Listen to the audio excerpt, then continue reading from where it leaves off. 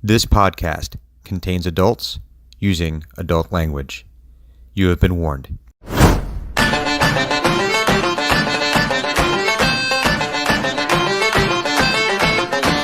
back on the past where we still had a chance, we were pawns in a game that we could not win.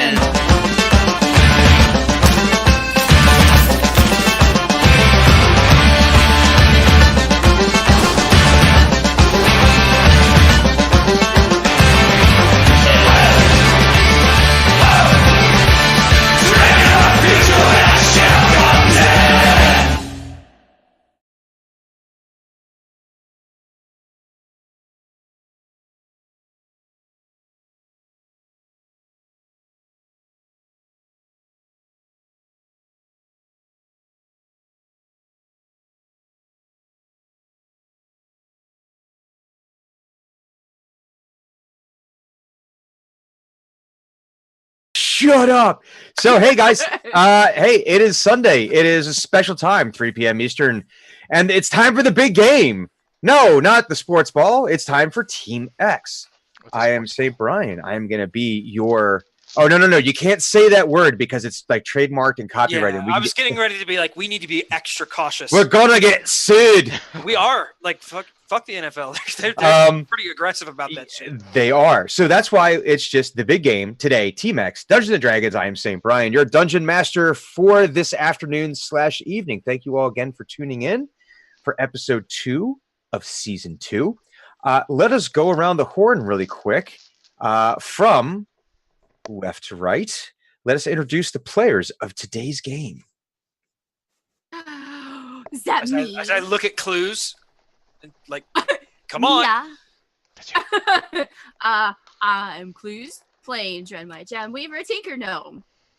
That's Yay! And that's all. That's it. That's all. To my right, but this is my left in person. It truly does not matter. Center stage. Center stage. I am Blind Cleric. I'm playing Human Fighter Hugon Valander. I'm Viking Goat, and I'm playing Nature Domain Cleric Thunic Gentle Trunk. And one day I'll be able to say these words without having to think about them and remembering them. I'll just remember them like a normal human being. It's on brand. It's completely on brand for Thunic Gentle Trunk. Oh yeah, at least. So, episode 2, guys. You guys ready for this? Yeah. Maybe? So You're gonna have to do much worse at this if you're gonna want me to say I'm not ready.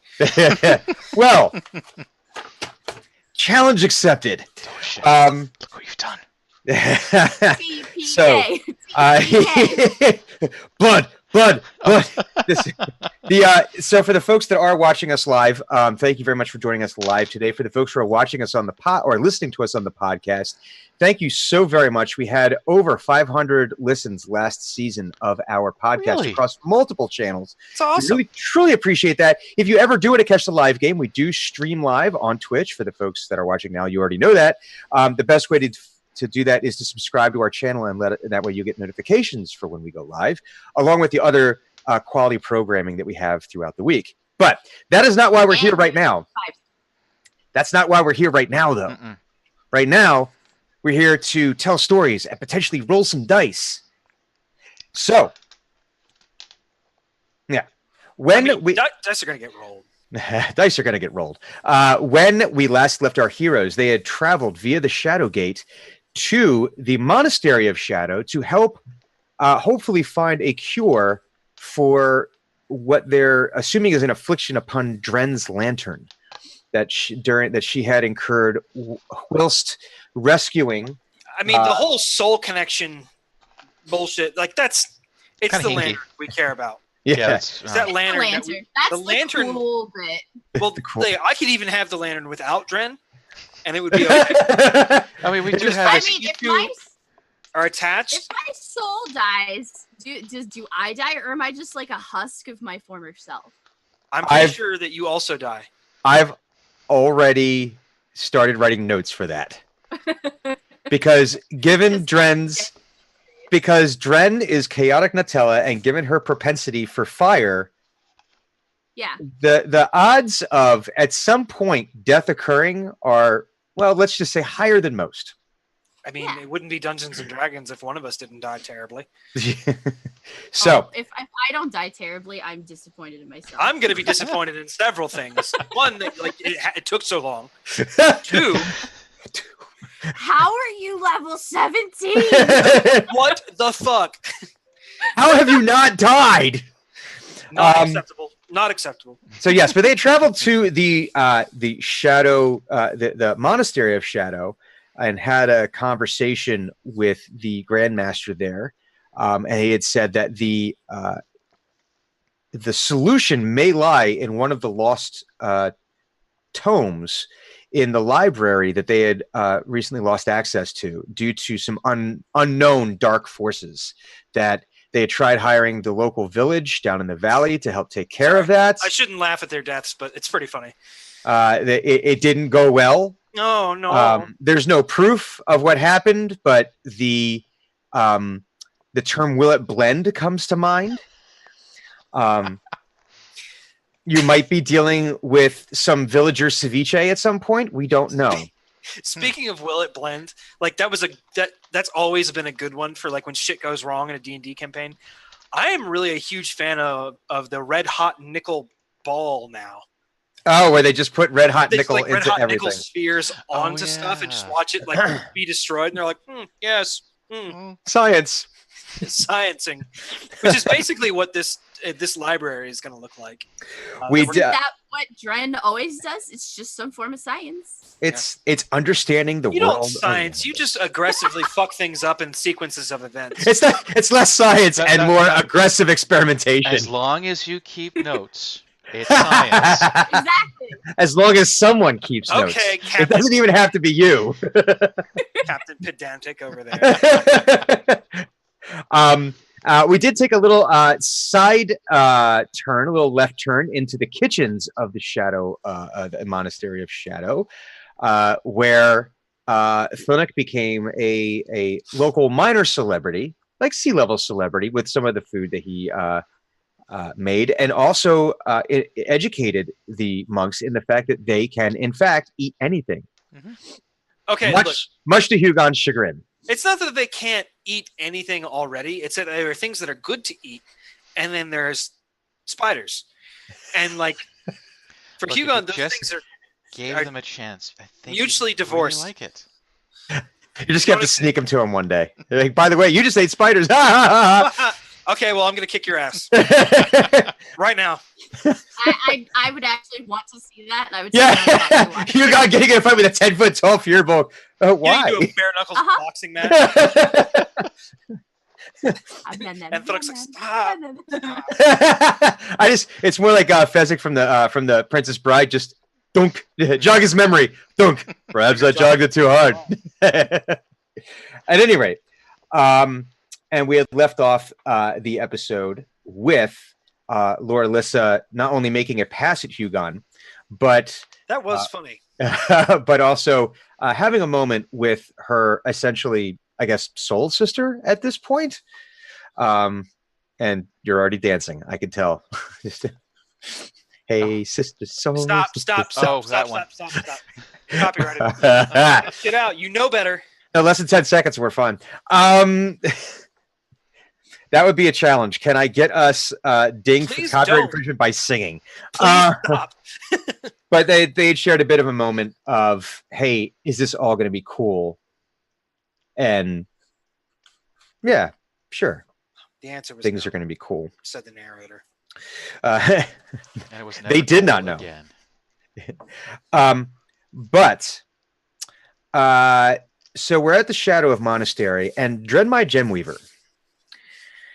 You've been you were working on Razi, getting him winterized, getting them all kind of set and ready to go to be ready to survive the cold temperatures outside.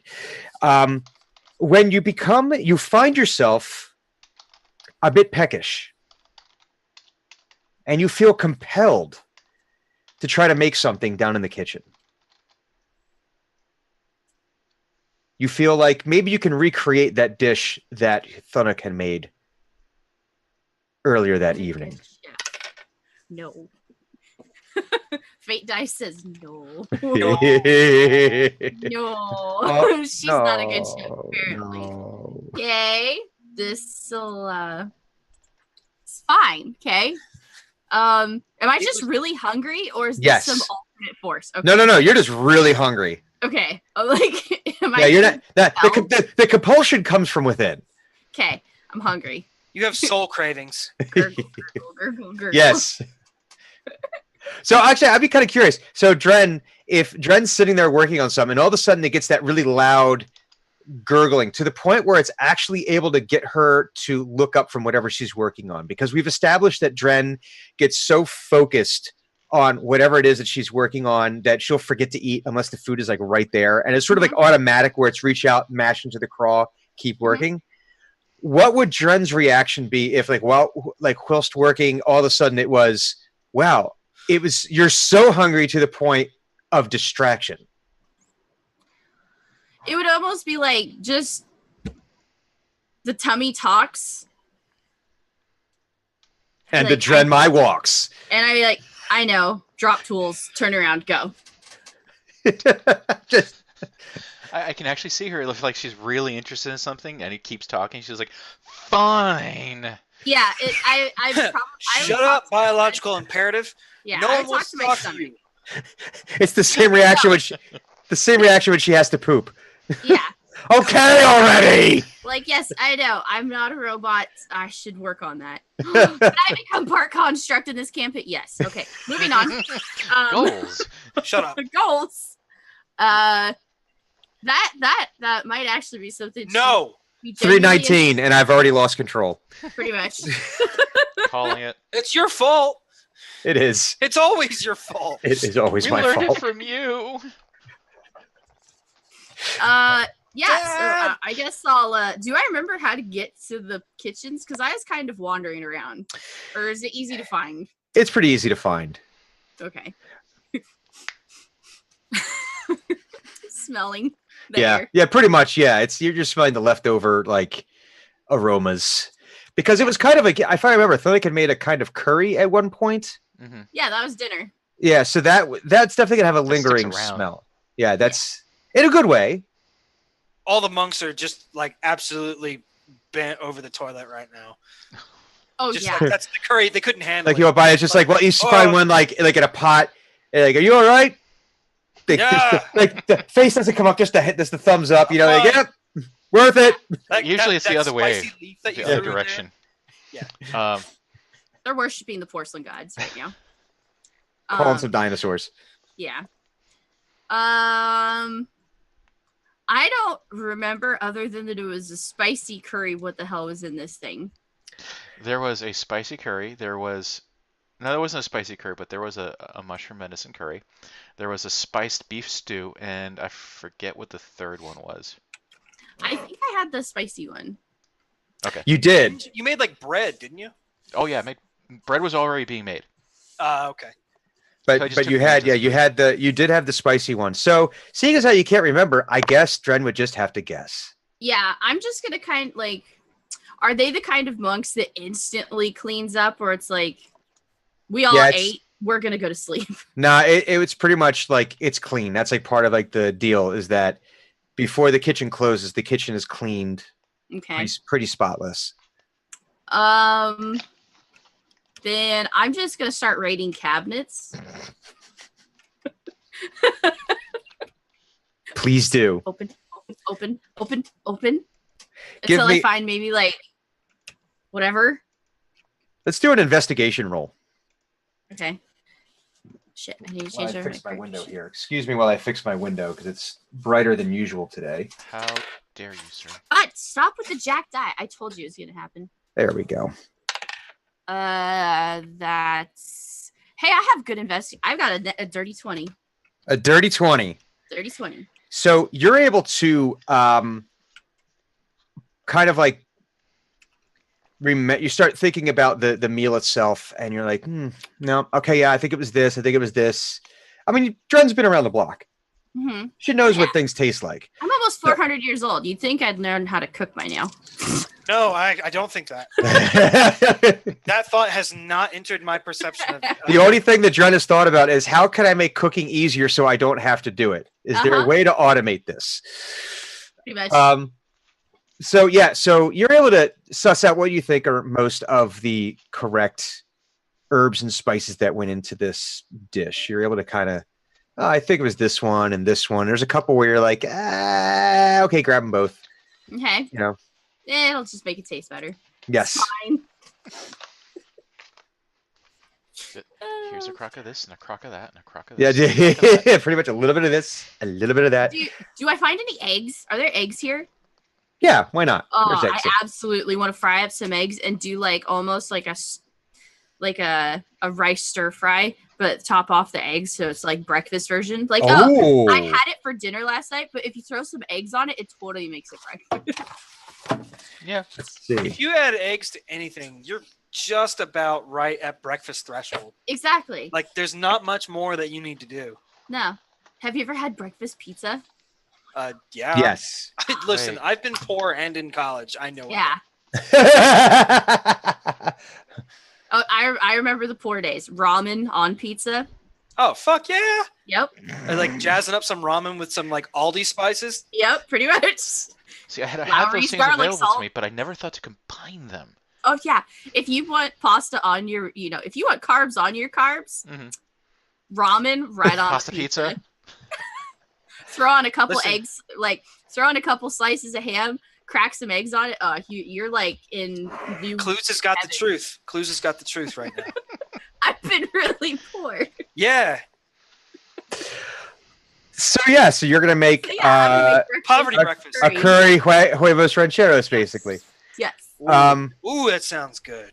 Give me a quick Yes, everyone give me a quick perception roll with disadvantage because I you had- are hungry. Advantage? I had eat Yeah. and drink before show, but I'm hungry again. Damn it! Wait. Fuck! I forgot. Okay, so I'm using the AI dice, Okay, well, and That's it a rolled curse. the AI. That's a one. So I got really excited, and then I was like, "Oh yeah." So, that's not how AI rolls. Mm-mm. wait, what was I rolling for? Perception. Perception. Perception. Okay, so that is that's a 4. 4. So you work your way out into the kitchen and start preparing your meal. What you didn't notice was when you found the eggs is that they were in like they were in a very ornate case. I mean, these are pretty big eggs, Uh-oh. and they were in a very ornate case. Oh no. How big is it? How big are the eggs? Ostrich? No. Swan? Probably about ostrich-sized Well, eggs. that means that's like half my body size. Jesus. Yeah. Oh, yeah. Christ. That's the egg you found, It's and like Okay. one egg. It's not even like eggs plural. It's like Gnomes and Like- halflings have stomachs of holding. an artillery shell was an egg. Just When Dren eats, she eats. Yeah. Because it's not got gonna be able to joint. shit for a while. That's Yeah. I need to like be sustained for 3 days. or just eat a whole eat like a boot or something. I like better that the biology is actually that she has a stomach of holding. It's Yeah. I eat whatever I want. Well, I don't she- put on a pound. The funny thing is, she probably only eats every couple of days because Uh-huh. of the way her metabolism works. Exactly. So okay, so you're making your meal here. Let's see. What would a culinary skill check Wisdom. be? Wisdom. Yeah. Yeah, that'd be. I think we established that to be a Mhm. wisdom check. Wisdom. Yeah. Right. It's certainly not perform. This is Dren. There's no wisdom. That's 7. 7. This is playing out. This is playing out exactly as I hoped it would. So okay, you're able to make this meal. It looks great. You have like your curry that you kind of made. You were able to find like some crusty bread. I mean, not all the bread was eaten, so you probably make a little plate. It's I- toast. or a tranche, really, is what they call that, right? Is when they like Mhm. carve that out, and then you have this Oh, enormously fried it. Would it be over easy or sunny side up? No. It's got to be. how are those over not you. identical? Sunny I'm side sorry, up, you don't do ones. Yeah, sunny side up is just you cook it on one side, and the yolk is more underdone. Oh, You okay. do Over it low easy. temp, Those so those that way terms it have been heats up. completely interchangeable for my entire. And the challenge is, well, we're just digressing on food shit here, is that when you do over easy, it's hard to keep the yolk intact, Yeah. Yes. which is what There's you actually a ultimately want. horror movie about that. Really? Yep, a chef who is. I know we're We always go off we're the not rails. discussing this right Nothing new. now. This is a table talk discussion. Okay. Digressions Incorporated. Yeah, Are you Um, used to this? this is normal. It's okay. this is normal. table talk. We'll do it in table talk. Okay. So so you have this enormous, basically, like, so you have the bread, you have the curry, and then there's like this tent of eggs Block. sitting over top of it. Yeah. Like, it's completely encased. You could almost hermetically seal the curry inside. Oh, I The egg imagine it's touching, like, because I made my portion for my size. Yeah. So the egg is basically just like a dome and like onto the table next to Yeah. it. It's like a drape over top of this. Yeah. Like, no, I swear I made more than just eggs. There's stuff under. Yeah. Would you like some curry with your egg? Nah, all egg. So does Dren Hoover this? Oh, absolutely. I mean, That's the first time I've heard that term used to describe eating food really? and not something else. Oh, okay. Well, yeah. Just dig right in, like stab right into the egg because you got to get all that good stuff into the curry. So, Yeah. Yeah. Okay. No, not one thought. I'm hungry. Food. So as you're eating this, you definitely got the spices correct Yes. in terms of which ones to use. What was a little foggy when you put this together was how much of each you were supposed to use. Yeah. Good. I was probably going quick because I was hungry. And handfuls, and just, oh yeah, if some is good, more must be better. More, better. Must have now. And so this is way spicier than it was before. Okay. Native hot is what we call that. That's what the egg negates. Partially true, I imagine. The egg's But not enough. listen, it's not sparkle fart anymore. It's sparkle shart. Give me give me but so as you feel your stomach gurgling from all of this, This D20. as you feel your stomach gurgling from all of this, you start to feel it well up, but not in the normal, like, oh crap, my body's going to explode kind of way. Mm-hmm. I need you to give me a wild magic check. Oh, fuck. Oh, finally! God damn it. I don't Wait, have it's a the book. first one? Shit. Yes! This is the first Wow. one. And Ah. where did I put my book? Hold on. Don't worry about the book. Just roll, baby. Just roll it. Brian, Nope. I have it right here. Brian has it under control, I promise. Except It- that when we're talking about wild magic, nothing is under control. Wild magic. What page is it on? I'll tell you in a second. Let's see. This is the Acolyte. No, this is. We want the I don't have it Ranger. marked. I'm getting it for you. What if You're there's gonna- a really, really strange failure that causes Page magic to suddenly 104 become of 104. proper and orderly magic? page 104 of the Player's Handbook, published by guess- Wizards of the Coast, Dungeons and Dragons. My guess is that this is why wizards and sorcerers don't get along. Is that at some point in the distant magical past of modern society in Dungeons and Dragons, sorcerers were always having these, you can't account for the variables, and wizards are this is bullshit. How the fuck did you pull that off? And none of the math equals, and they're scribbling furiously on slates of chalk. And the wizards and the sorcerers just I'm sorry. That is absolutely my headcanon of that now. I didn't know that they would do that. At some magical university where they're And, just It's it's a rounding error for a wizard. It's why the fuck doesn't this terminate? Why is this a repeating decimal? Sorcerer.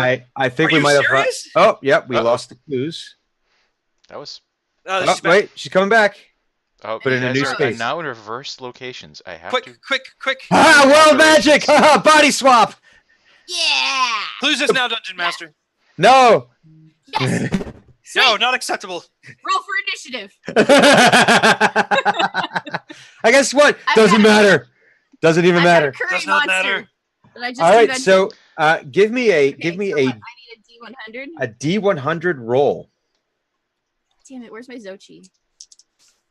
I want my Zochi. God damn it. On my camera. Okay, so that's an 84. Fuck, what is it?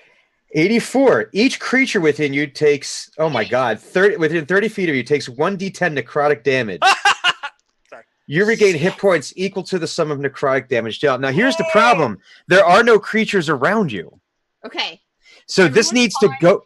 This needs to go somewhere. Well, no. Just there's no humanoid creatures around her. No, there's no. There's no insects. There's nothing. Nothing. There's nothing around here within 30 feet in this moment. So okay, all right. This is Gideon being a bastard, but because of the soul link between Loralissa and Dren, what if it channels through that link and goes off around Loralissa? No, it doesn't go that way. This is just it's localized on the caster. Magic. Okay, all right. Damn it. but you still have this bubble though that you have to do something with. What are you going to do with it? Because you know you can't hold. We didn't like. Huh? I said, where was that village that we didn't like? There's not a village that exists that we don't like. Yeah. Let's see. It's only 1d10 necrotic. It's only 1d10, which is, more hit points than the average peasant has. Which is probably most of the people in this monastery. Yeah, if Dren is really opposed to murder. I gotta think about that for a minute. Is she? That's new knowledge. I gotta think about it. I know. I haven't actually thought that deep into it, so. Okay, where's my fate die? Opposed to murder. That's the funniest shit you've said all game. Okay, so I'm opposed to this. No, you aren't. No, you aren't. Really? Narrator. She was not opposed to it. That would be like Hugon being opposed to murder. That's just not true. I want to go visit Hugon. Oh, of course. Oh, this is payback. For what? Everything. Okay. Okay, so you're gonna go scamper through the hallways, and you're kind of like having to stop. Okay, yeah. I'm gonna bring a portion of my food with me because I'm trying to eat it all. So I'm gonna be like, here you go. the look for the folks who watch it on the podcast, the look on Blind Cleric's face at this moment was quite possibly the greatest look ever. Just a perma frown. It was amazing. Displeasure had an embodiment. So yeah, there we go. So you're like carrying the food with you, but you're feeling like you constantly feel like the wild magic like about to spurt out. You're like, no. It's like turtle heading. It's like, oh yeah, exactly. Yeah. Like waddle. Like, oh fuck, oh shit, where's the toilet? Oh, I'm gonna die. This is how I die. Ladies and gentlemen, welcome to EatDrinkRoll. We're all about bar jokes. Make sure to rate us 5 stars on your preferred podcast. Listen, this is quality. This is quality. It does not get better than this. It doesn't. Really, this is as good as we get. This is the height of drama. It's amazing. Anyone who's been in that situation would agree that yes, this is the absolute height of drama. This is like 2 cups of coffee. Oh, it's time to. Oh, I think my internals are rebelling against me. Where's the bathroom? Yeah. Yeah. Do I have to poop or do I have to? Am I going to extract every organ in my abdominal cavity, or is it just normal? No one knows. It's a mystery. Am I gonna die?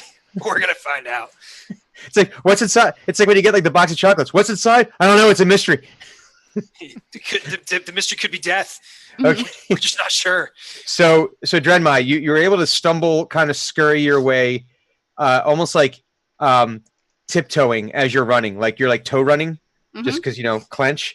And oh god, giggling the entire time. Except I don't know what's going to happen, but it's something. The normal human biological process, it's like a bundle of necrotic energy. I feel it in here. It's a doom shit. Yeah. Oh god. A doom. I think we broke Yvonne. We finally did it. We got him to take off his glasses. we have broken Yvonne. This is Brian's fault. This is all. You know what? I will gladly take whatever credit I can I could take from this. Moving on. So you get to Hugon's room.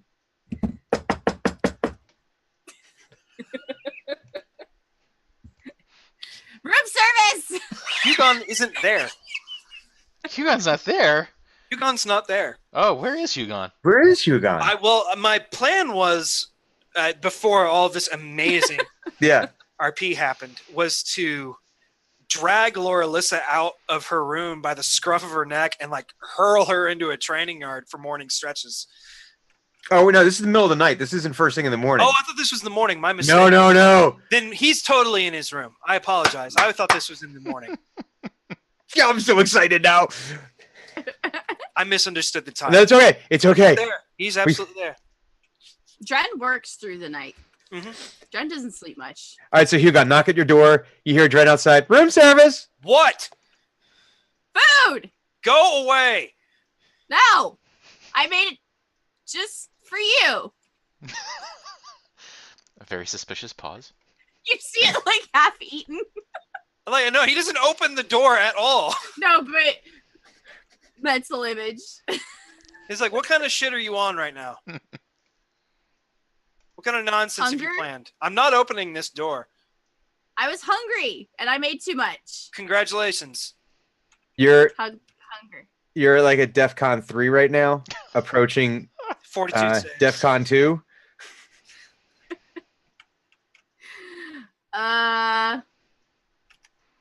And like, Let's see. Hugon like wakes up. He's like, it's 3 in the fucking morning. I don't know how I know that. We have a mission tomorrow. I'm casting dancing lights inside his room. 4 very bright lights You around can't his bed. see inside his room. I don't have to. It just has to be in my range, which is 120 feet. You don't need line of sight. I didn't know that. So now so what form did the dancing lights take, or is it just sort of like a random like disco ball rave going on in there? Yeah, there's 4 different colored balls, all pulsing light around his bed and going in circles. Bling, bling, bling. All right. I'd like to athletics test to kick my door open. You know what? You don't even. Yeah, you know what? We know it's going to happen. Let's just roll to see how badly it happens. I have an 18 on the die, and it's a +6 now. Oh my god, +7. that door is off the Dexterity hinges. Out of the way. Yeah, do a dex save to get out of the way. That door.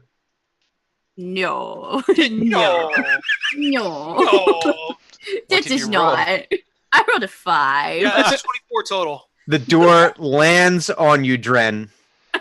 It's like door is now not a door. Yeah. It's just like an arch where there was a door. Like the It's door now was more like, of a teeter- I hate my life and went to find newer and greater. It's more of a teeter totter with Drenmai as the fulcrum. But Too bad he came within 30 feet of me though by doing that. oh god. And like Hugon's in his silkies. He's completely in his skivvies right now. He's pissed. Like he's like pulling his boots on. He's like, I'm gonna kick your ass. So you release this ball This doom shit. of energy. Oh no. Oh no. Oh no, that's a 9. So like the door lands on you and you basically unleash a fart that should never I come from a person explode. your size. So It's like a dark fart. okay, so you get hit with this wave of necrotic energy, Okay. and it hits you, but then as it hits you, it kind of changes, and you're immediately covered head to toe in glitter. And there is an enormously bad smell.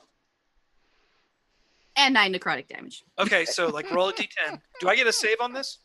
No, that's just my wild magic. Yeah, that's just a wild magic. Yeah, Oh, yeah. That's fine. So yeah, you don't have time to heal that up. Whenever You've got you roll, plenty. you heal the damage. So Yeah. Yeah. also this you damage got- doesn't really care about like walls and corners and shit, right? It's every living thing.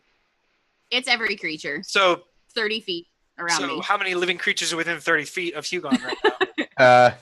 Let's see. A couple. There's a couple. Yeah, there are. Hang on. Yeah, so you take on Dren. you're at full. You're at max hit points right now. I am. So you're gonna take on, because I can't give you all of this. You're gonna take on like yeah, you can. Yeah, you can.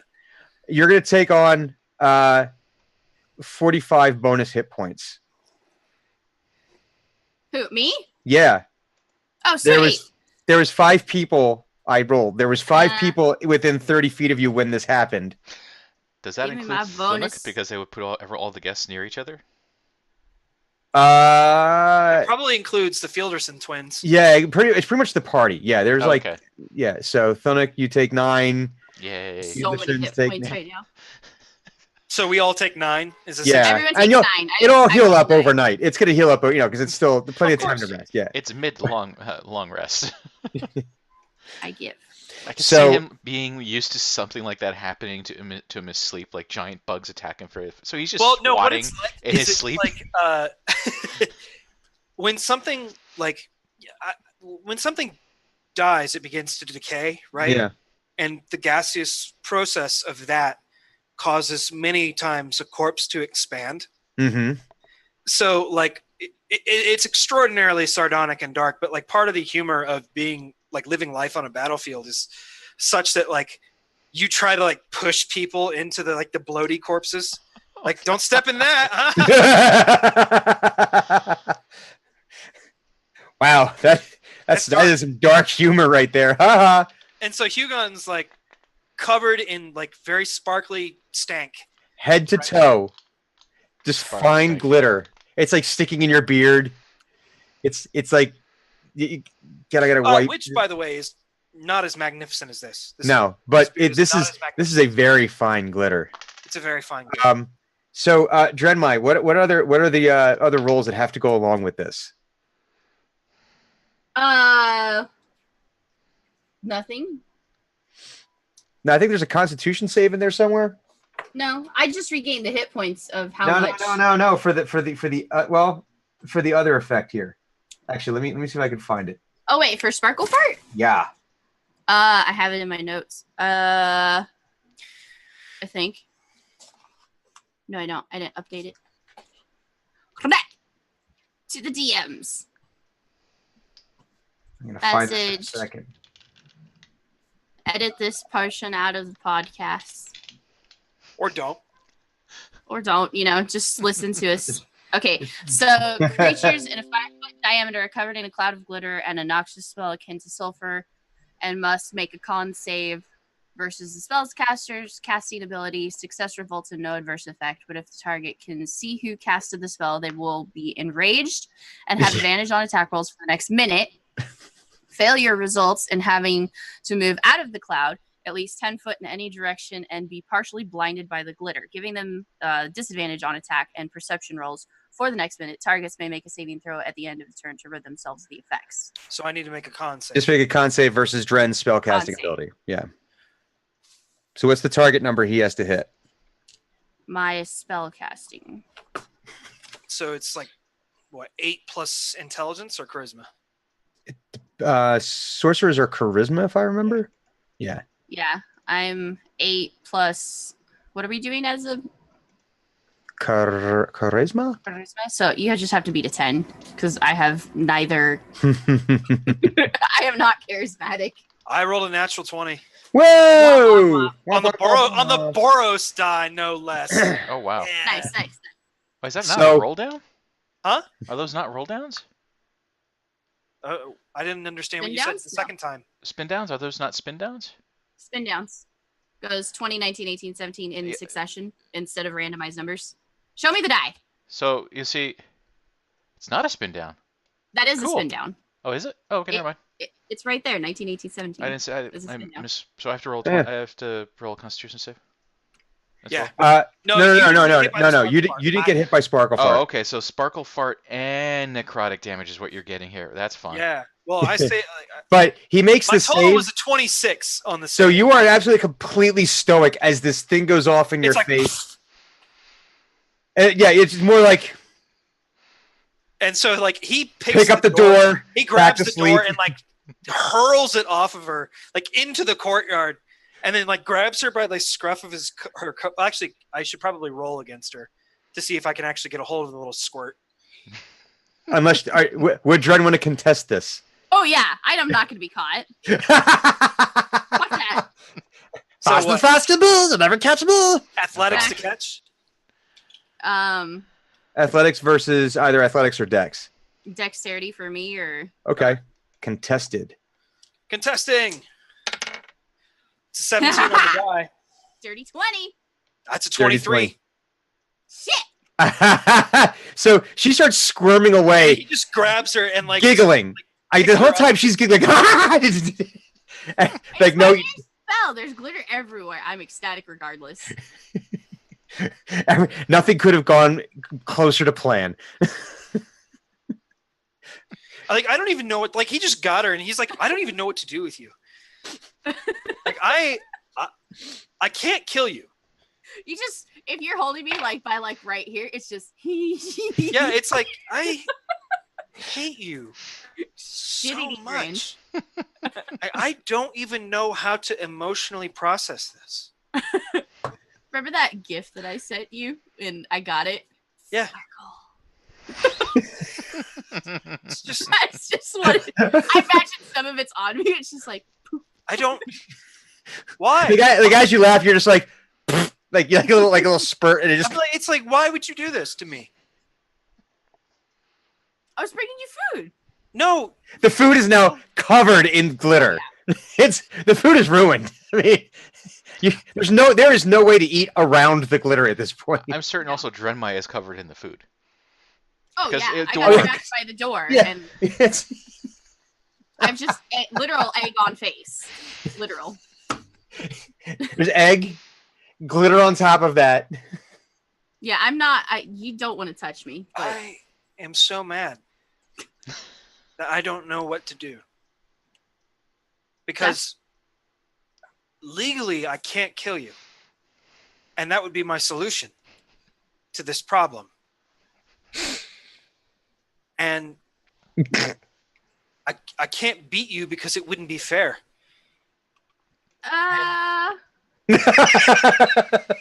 Like, yeah, I'd contest that.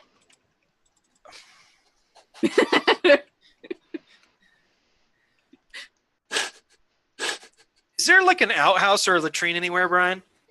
I'm sure there has to be some way of. Like I a know sewer? there is not a single anything mentioned in any source book anywhere, but absolutely there has to be a way to process human waste. Oh Cool. yeah. Well, I go find it and I like open the lid and go, boop, and just toss her in there and just close the lid and then sit on it for a while. Jesus. Well, Like- it's in it. Unfortunately, it's in a room where it's like a whole bunch, kind of like what you saw like in ancient Rome, where there's Yeah, just that's like fine. a row No, of them. I'm not mad about that. So Dren can like pop up through another one. Yeah, but you're still you're going in. That's the important thing. It's going to be a game of Whack-A-Dren? No, he doesn't like hang out. He just throws it. Well, let's do another deck save here. I want to see if Dren can kind of like try to put a cat into a crate. No. As he's doing that, It's gonna be a TTK as I have nothing to do with what I did. I see him going to go throw me in shit. So it's gonna be. I'm already covered in enough, and I'll get dirty, but not with poop. Casting Shocking Grasp instantly touches hands. Really? It's Okay. basically. How much do you do? And do I get to 1d8. save? Let's see. Shock to the creature that you touch. Make a melee spell attack against the target. You have advantage on the attack roll if the target is wearing armor made of metal. I'm you- wearing you didn't armor. say- Okay. On a hit, the target takes 1d8. So Okay. So I just have firstly, to you're take it. casting a spell while grappled. That's fine. At least I get advantage. You don't get advantage. Mine says I have advantage. Why? You have advantage on the attack roll. Oh, if you're wearing armor, so I don't get it. Yeah. Well, Okay. I mean, you're already touching him.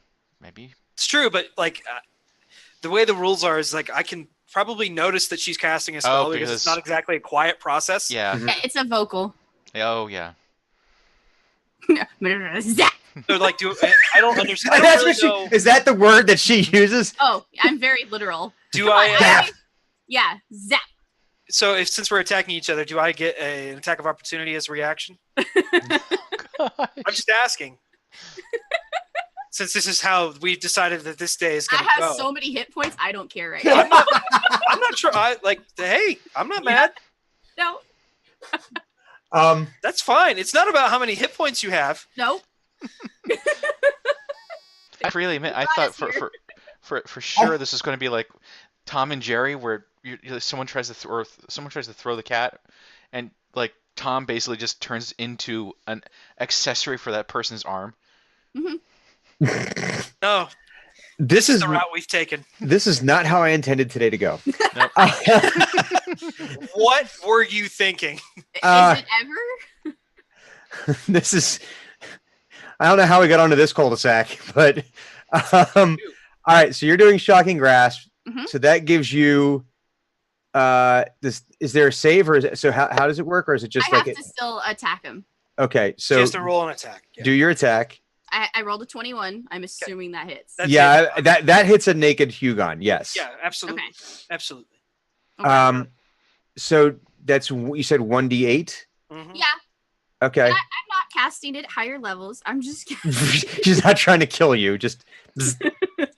I just zap.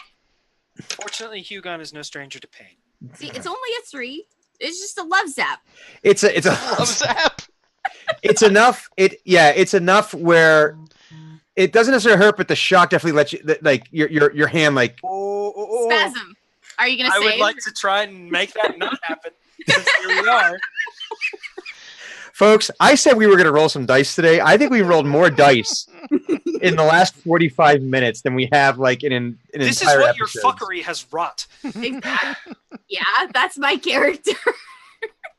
Don't worry, Yvonne. At some point, we're going to let you play Dungeons No, and fine. Dragons. This- I mean, he's having taken 9 damage to like the face. Everyone was probably like, "Ow!" I'm receiving entertainment.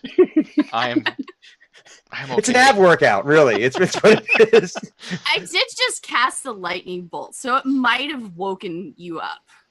If the necrotic. Well, no, I think this is more. I think this is more like a static shock, where it's Like more a of a, stun gun. Yeah. like the sound, like when you really get like a really good shock from an outlet. You know, like a, like it's sharp, it's loud, but it's not like. And always followed up with someone going, "God damn it!" Yeah. Which is exactly what Hugon does. Yes. So, how would you like to try to avoid having your reaction be letting go? I basically just kind of grit my teeth and fight through it. I think All right, it's so what, that would be- con save. Yes, Constitution save. I'll say that because this is more of a autonomic reaction, not necessarily just a pure strength reaction. So I have an 8. you just let go, like God damn it, and like one of those, like Scurry. yeah. I would like to punt her. No, I'm kidding. Okay. Like, no, it's more like a fake, like God damn it, like she's she's out of no, he range, but probably tried to kick her and just was like, didn't feel like chasing her anymore. yeah, it's kind of like when you're mad and it's like you're probably not going to connect, but you do it anyways as the threat. Like that could have been. Can I So- do like as the runaway, like the bonus action? I pick up a little bit of the sparkle and do like the salt guy. Yes, absolutely. Hugon's going straight back to her room Oh, jeez. Still covered in glitter. and pissed. And You can go straight back to Dren's quarters. so where's Dren scurrying off to? Probably somewhere to get some of the egg off. Like glitter's fine, egg not so much. Yeah, Is Hugon going to do the snow boot stomp in her room? Probably. in her bed. No, he pisses in her bed. Oh God! You're like a freaking cat. If this is what we're going to be doing,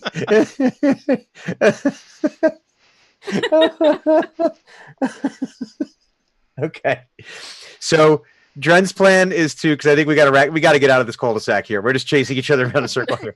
I mean, like after that, he's done. I mean, like he can't get a hold of Dren. He's already ruined his door, so he can't go back to sleep. Dren goes to go clean up somewhere. She finds some place to get everything off her. Hugon This goes. is on every single thing that Dren owns, Including Rozzy? I don't know. if they'll like including that. Rosin.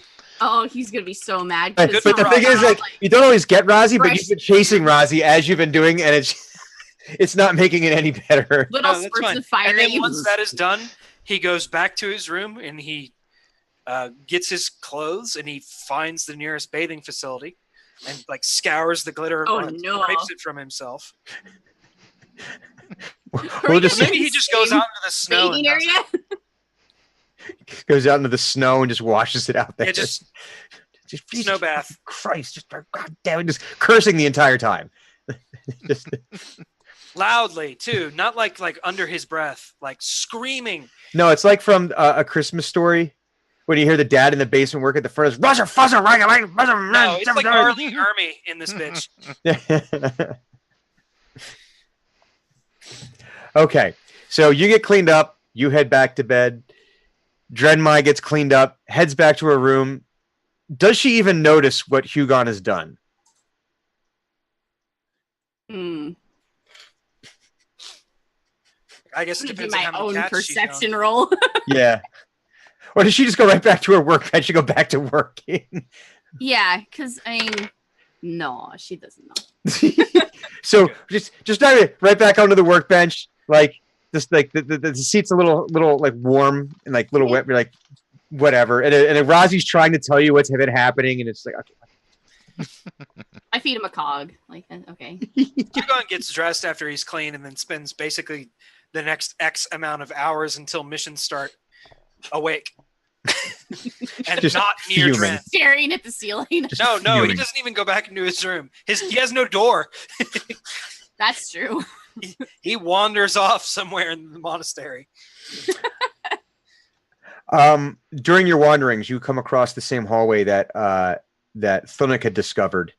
The dwarves are not there working on it this time, but the scaffolding is still there, and you notice that it's a very it's a hallway with all like the leaves and the trees and the bark, and the lanterns have given like different gives it a lot of really. So you do come across that hallway. So Thunuk, you took your 9, thought it was just a bug probably trying to bite you, and Oh yeah. like all Really this is appreciate happening. the bug. There's this huge commotion outside the entire. It's like, Or like a persistent squirrel. Very persistent squirrel. Yeah. It really does sound like boulders rubbing up against each other. That's how he snores. And then it's like, and it rolls over, like one leg up in the air, and the other one, arm over his head, and falls back asleep. because this is a tiny bed too. There's not room. Yeah. In this He's bed. probably rolled off of the bed while trying to roll over. So like There's he's got like, one the arm foot's still up there. There's like a foot and a hand still in the bed. Yeah. Sheets are kind of like. Mm-hmm. So other than that, we have a peaceful night. Did you still, Hugon? Did you still want to wake up Laura Lissa in the morning to do? Well, I was gonna if Laura Lissa already isn't awake. We'll say for the moment that she's not. No. Folks at home, I'm really sorry. I did not intend for it to go this direction. You opened the door. You opened the box. I did. I opened the box and I said, "Oh, what's in the box?" Chaotic Nutella. Chaotic Nutella is in the box. You give us the tools to do this, we will do this. I am nothing if not true to my character. About 5 years ago, I'd have quit. I'd have been like, I'm done. But here we are when I've grown. Both as a person Yes, and as a player. a player. He probably trains in that area. It's just like he hangs out. If there's Okay. like a wider space, like at the end of this hallway, Mhm. a vestibule or something like that, he'll just practice there. Okay. So in the morning, as we unless there's any specific preparations you like to do, as far as like breakfast and everything. Well, let me ask you: are there specific things that you would like to do prior to, or let me ask you: is the plan to head on down to the library? I would like to make a catalog of what the monks have in terms of supplies that we can use. What is it that you would be looking for? Any sort of like curative potions, Mm-hmm. perhaps like rope, torches, lanterns, things like that Mm-hmm. to help us see in the dark because Hugon cannot see in the dark. Mm-hmm.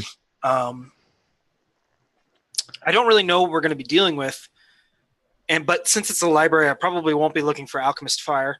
Mm-hmm. Probably. Probably not. The basic Mainly Okay. it's the curatives Mm-hmm. that I want to find. The monks they have lanterns and things, and they've got like rope, and so they can get you that stuff. So whatever stuff that you were looking for, you could probably find. They do recommend that. So the entrance to the library is actually far below, actually down. You have to exit the monastery, head down into the valley, and then that's where the entrance to the library is. So how far into the valley? Like where the village is? Yeah, so the way it's set up is that the the entrance to the monastery is like high up on a cliffside, right. And then there's like a switchback, very steep switchback that would lead down to the valley floor. Pretty much like within 5 minutes walking distance of the library is the village. The village more than likely sprung up there. The monks. So this was a dwarven stronghold before, right. Known as Stonehaven. And so when the library was built, people would come, and the dwarves typically do not let outsiders in beyond like their outer chambers. Yeah. It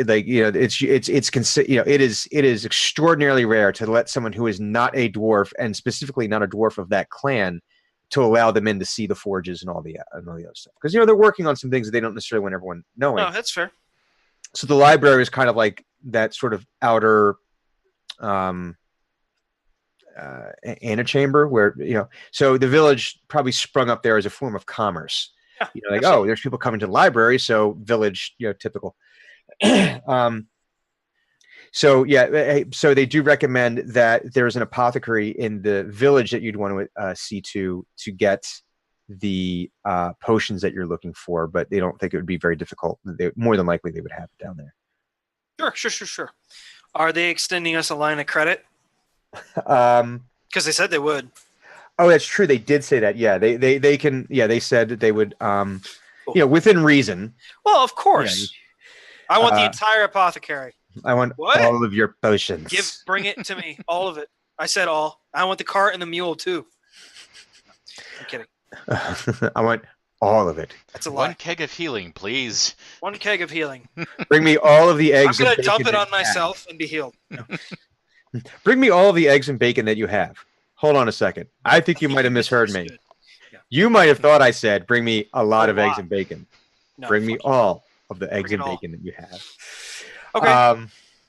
Okay. Dren and Thunuk, Mhm. are there any things that you would like to do to prepare before heading down into the valley? Hugon and Dren, do you have anything you'd like to say to each other? I just smile. So Thunuk, you definitely pick up. I mean, I'm not even going to require a perception roll. Thunuk, you can tell there's something up between Dren and Hugon. Now here's something I'm going to ask. Can I tell in what vein of something? No, that would require a perception check, I think. Okay, I mean like not specifics like what happened, but more like, are they angry at each other? Yeah, roll an insight versus Hugon. Just a general perception roll, or or insight, whichever one you feel would be. Is this his usual grumpy or expert grumpy? Advanced grumpy. Advanced grumpy. Where did my special insight go thing? This is level S grumpy. S rank. S rank grumpy. All right. Before he was hovering in the B range. I have a plus 10 to insight. Really? Yeah. Wow. It's amazing. Okay, let's do this. 25. 25. Hugon looks like he wishes to crush Dren like a roach with his boot. And he doesn't like walk over her. He doesn't like look at her. But you can tell every time like she like happens to draw closer, he instinctively moves away from her. Not like as in like fear, but like if I stand close, I'm going to come to blows. What is Dren doing right now? Probably annoying the shit out of you. If we're gonna be Grinning really honest. at Just- Hugon. Just big shit-eating grin. Thunuk is going to settle up. Be like, what happened? Shut up. He seems not Shut up. happy. You're not happy. Did you not eat breakfast? Is your blood sugar low? We should get you some food. He puts his hand on like Thunuk's shoulder and like Which is like a really big reach up. right and like tries to like bring him down, like not like forcefully, just Yeah. like kind of like I don't want to talk about it. I don't want to talk, period. If I have anything to say, I'll start. And then he just pushes you away. Very gently. Okay. So Thunuk, this reminds you of times when you have been in villages when you've seen like married couples fighting. Mm-hmm. This is the shittiest marriage. I'm just saying. I'm just putting it out.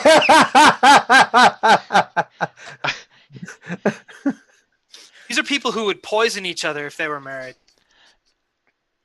Thunuk's going to slowly back away, go to the kitchen, and get a Oh, big... I thought we were on the hill. Are we Are we traveling already right leaving? No, this is still Okay. this is like still with it. We haven't left yet. Okay, Yeah. and he's going to get breakfast. Just a big old loaf of bread and like some leftover cooked meat from the night before. So when you go in there, you notice, or give me another perception roll. I'm so hungry right now. We don't talk about food. I so was. much. 12.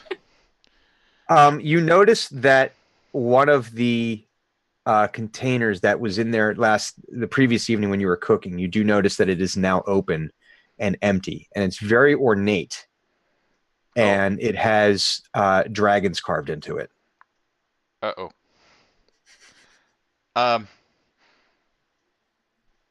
Can I tell what the container's for based upon its carvings? Or- The inside looks like it was shaped like a large egg. Okay. I'm going to wave someone down that works there and say, "What's this for?" And one of the brothers walks up and goes, "Oh, but this is, oh dear God, what happened? Don't know. I just noticed that it was open. The white dragon egg, where did it go?" I would assume that it's in the kitchen. Someone may have eaten it.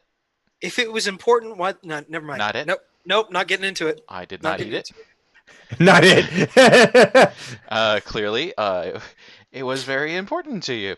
But yeah, do they taste good? Are there any more? If they are, And he's just like horrified by this, and he's like immediately out the door, like talking to someone. You know, This is our sacred egg. Oh, cool. Put it in the kitchen. Are you out of your fucking mind? Are you stupid? It's got to stay warm, so it's a stove. Actually, that is sensible. No, it is not. It's a dragon egg. It needs to be in a warm. climate-controlled environment. So put it in the cellar somewhere. You know what? Never mind. That's cool. Not getting into it. While they're busy freaking out, Thunuk's like, "Not my fault, but I'm still hungry." So I'm you very get your concerned for these breakfast, people, you know. but yes. Down the breakfast here. Right. So, are there any other preparations you'd like to make before heading down into the valley? Oh, I worked all night. I'm good. Razi's moving without a squeak. He's all happy now, and the cold won't affect him anymore. Are we bringing? I think we should leave Buck behind. I don't think he contributes anything in value in combat. Probably not. He can stay here. Okay. So Buck goes into like sleep mode. Yeah, He essentially. could have and- value in combat. But somebody Shut up. If you only let her Shut up. modify him just a little bit. If only you let me touch his insides. This is not a conversation we're gonna have.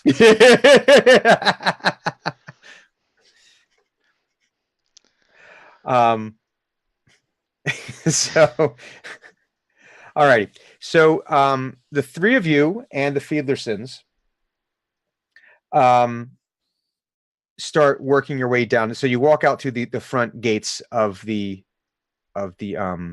monastery, and you're immediately blasted with a cold wind, but it's not as cold as it was. You're immediately blasted with an eldritch blast.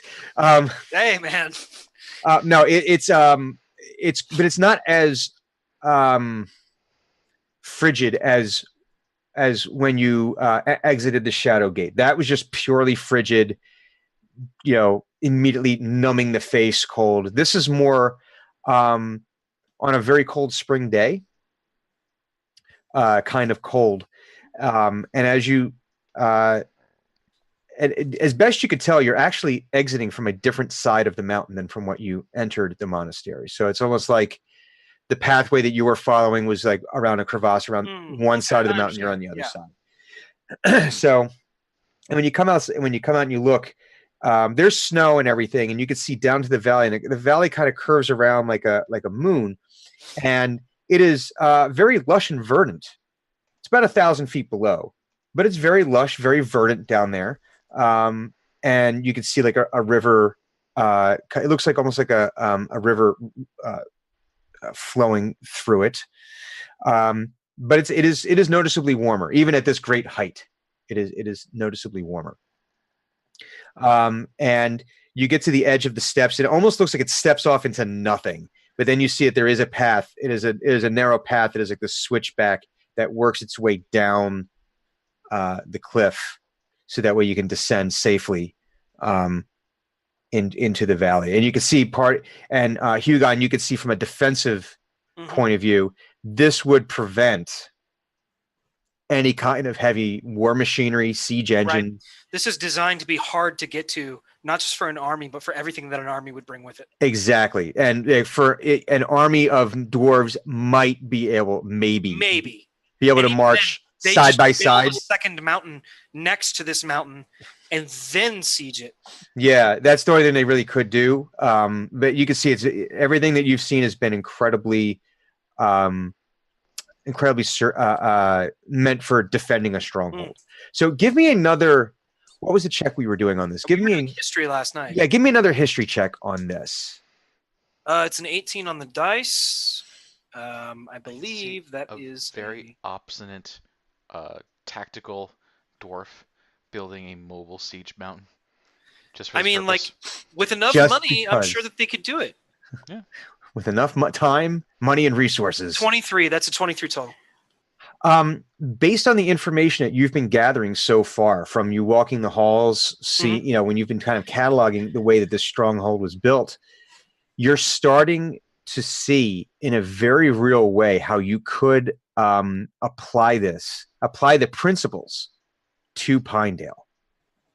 So not so much that, hey, it's a mountain versus a town, but you're starting to see, wait a minute, there's principles that it's almost like you're brainstorming, like, oh, I see that. Oh, wait a minute. Yeah. I see how that could apply here. Right. There's a sort of universal quality to it. Mm-hmm. A good strong strategy is a good strong strategy. Yeah. But you're seeing application everywhere, but enough can be taken from certain aspects of it and applied to different situations. Yes. That's the hallmark of a good strategy. But you're actually seeing the specifics of, wait a minute. Good. This is how this could work in Pinedale.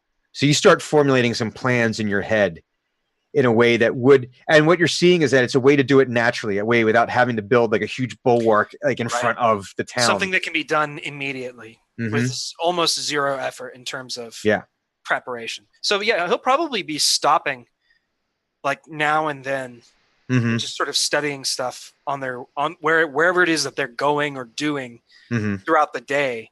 He'll probably just kind of stop and like cross his arms and just start looking at stuff. Kind of just taking it in. He doesn't probably write while he walks. Yeah. Because they don't have horses or anything. But he's definitely taking note and definitely committing some stuff to memory. Yeah. So the walk is pretty silent on the way down. The Fiedlersons definitely pick up on whatever tension is between Dren. Really? Yeah. What a surprise. And so they are sort of like unconsciously walking So Laura Lissa's kind of walking close to you, Hugon, but like giving you your space. She definitely there's a cloud of anger, and she's like kind of at the edge of it, like, all right, cool. Maybe I'll leave him alone today. Yeah. Seems to be having a bad morning. Quohand is walking up closer to Thunuk, and they're just sort of, you guys are, I'm trying to think, what would some of the small talk be? It would be more like, he's probably asking you about like your giant ancestry, because being from the mountains, they've seen giants, but their experience with giants is quite different than the experience with Fearbolg. Yeah. Or Fearbolg probably at large, which they really don't see that often. They're not, not too much in the mountain dwelling, I don't think. Mm-hmm. So he's probably asking you some questions about like, so you're kind of a giant. Yes. We're giant kin. All giants are giant kin, but I guess we're giant or kinner or something. And he says, okay. Do your people make war?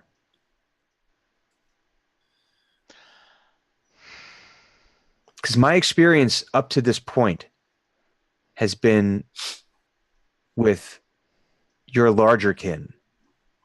And Jerks. Yeah. That would be an accurate descriptor, yes. Mm-hmm. No, we don't like to start fights. That's rude. Have you ever had to be in a fight? Well, yeah. For some reason, people think giant means giant, and that means that I'm mean and I'm going to attack them. So sometimes they attack me first. And, I mean, I don't want to hurt them, but I don't want them to hurt me. So I kind of have to sometimes. Well, that's pragmatic. What's that word? Sometimes you do what you have to do. Pragmatic. Okay. It's smart. It's smart, is what I'm trying to say. Oh. People don't usually use any words that describe smart for me. That's a new one. Thank you. There's different kinds of smart, my large friend. Different kinds. He said, and it's kind of odd for me to say that, because I'm usually the largest one when I'm talking with people. Really? Usually. I mean, he's taller than Hugon by a couple of inches. Yeah, he's a big. This is a big. This guy only comes up to like mid chest on you. Mm-hmm. Like he's probably like 6'5". Like he's a big. And this is a big mountain of a man who's still dwarfed next to you. You still are a good like 2-3 heads larger than him. So he's like kind of like looking up. And he goes, "I have to tell you, this is a unique experience." But talking to me? Well, having an intelligent conversation with any kind of giant to begin with, but having to look up at someone as I'm speaking.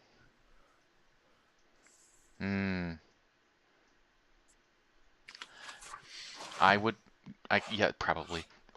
I've only ever had to do that for my family members, and that one giant who lived in the river, he was nice. But he was much bigger than me. Much bigger. He's way huge, just so big. It was very large. But yeah, I guess you're pretty tall for and he squints and he looks at him like, human? Yes, human. You're tall for a human. I have been called as such, yes. So, but he's content to walk in silence with you. He's not. He doesn't feel the need to constantly be engaged in idle chit chat. He's allowed. He's perfectly all right just listening to the world around you. Mm-hmm. And as you descend into this canyon, and it's relatively easy. You're going downhill. It's steep, but not so steep where you're having to really worry about like falling down and rolling down the hill, or rolling down the switchbacks. When you get to the corners, they're a little dicey because there are no, there's no guardrails on this thing. So in the middle, if you were to fall off, you would just not OSHA. Yeah, this is definitely not OSHA compliant. Yeah, because if you were to like go off in the middle of the switchback, and you were just like of the trail, and you were to like kind of fall off the side, you would end up 20, 30 feet down on the next switchback on the next path. You'd be a little hurt, but but when you get to the corners where they actually do switch around, it's like sheer straight down. You would not want to take this at speed. Less OSHA compliant and more oh shit compliant. No shit compliant. Yes. Yeah. I like it. How long have you been sitting on that one? 3 seconds. But as you move further down into the valley, you notice it is getting warmer by a few degrees, but you also start to hear more sounds of nature. Whereas that high up, you are pretty much hearing nothing but the howling of the wind.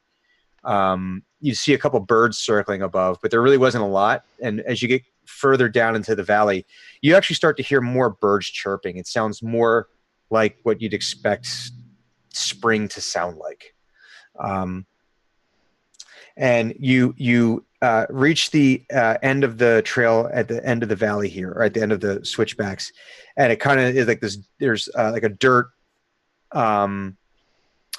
clearing in the grass. It's a pretty open valley. There's little copses of trees here and there, but it's a pretty open vale.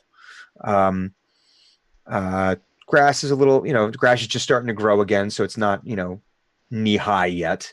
And you can see that there is a trail that leads from here, worn into the ground, that leads from there to the village.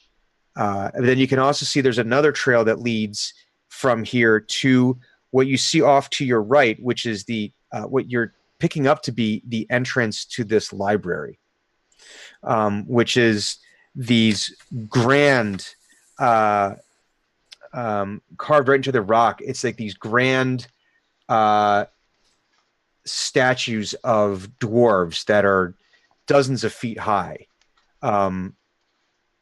like holding like swords, shields in front of them, and they're like lined up there. And then there's like this double doored entrance, steps leading up to it, carved right into the rock. And then you can see there's more like areas like carved above it. So the library is carved into the very living stone. So, but from what you had said, you'd wanted to hit the village first, correct? Yep. And was it just to buy the potions? I mean, I'm not really. Hugon would not be like looking to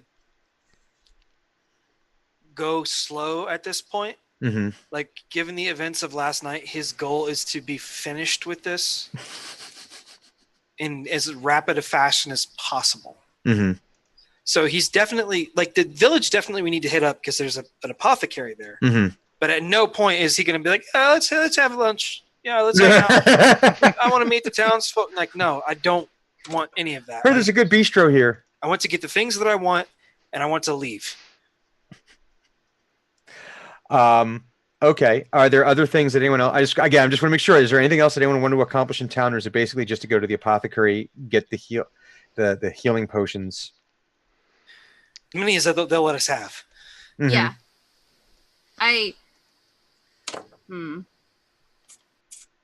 Yeah, I don't think I need anything specific. Okay. So, I'm sorry, Hugo or Thunuk? No, I think I can't think of anything, so I'm just gonna say no. Okay. So, it's a small, quaint little mountain town. Not bustling as much as it may have once at one point, but it's also just spring. So it might be that, now that winter is broken, maybe people can, once the floods recede, people will be able to start making the pilgrimage again. So they, the apothecary has 4 healing potions that you can use. Fantastic. So who's going to hold on to them? I am.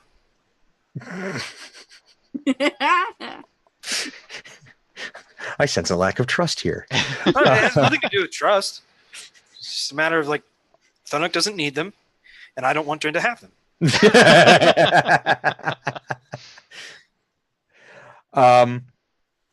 Okay. So, you guys are you looking to do your deal with the library? I am. Okay. Absolutely. Because the sooner we can handle this,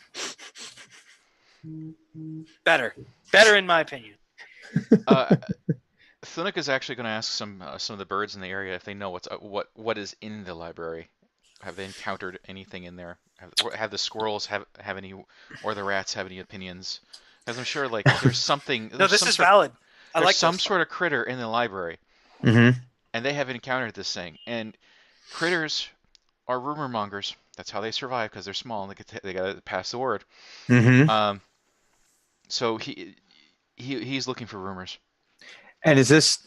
Do you naturally speak with the animals, or is this where you have to cast speak with animals, or? I have to actually speak with animals if I want like verbs and Mm-hmm. nouns. And like Otherwise, language. I can speak to them and they will Mm-hmm. understand me.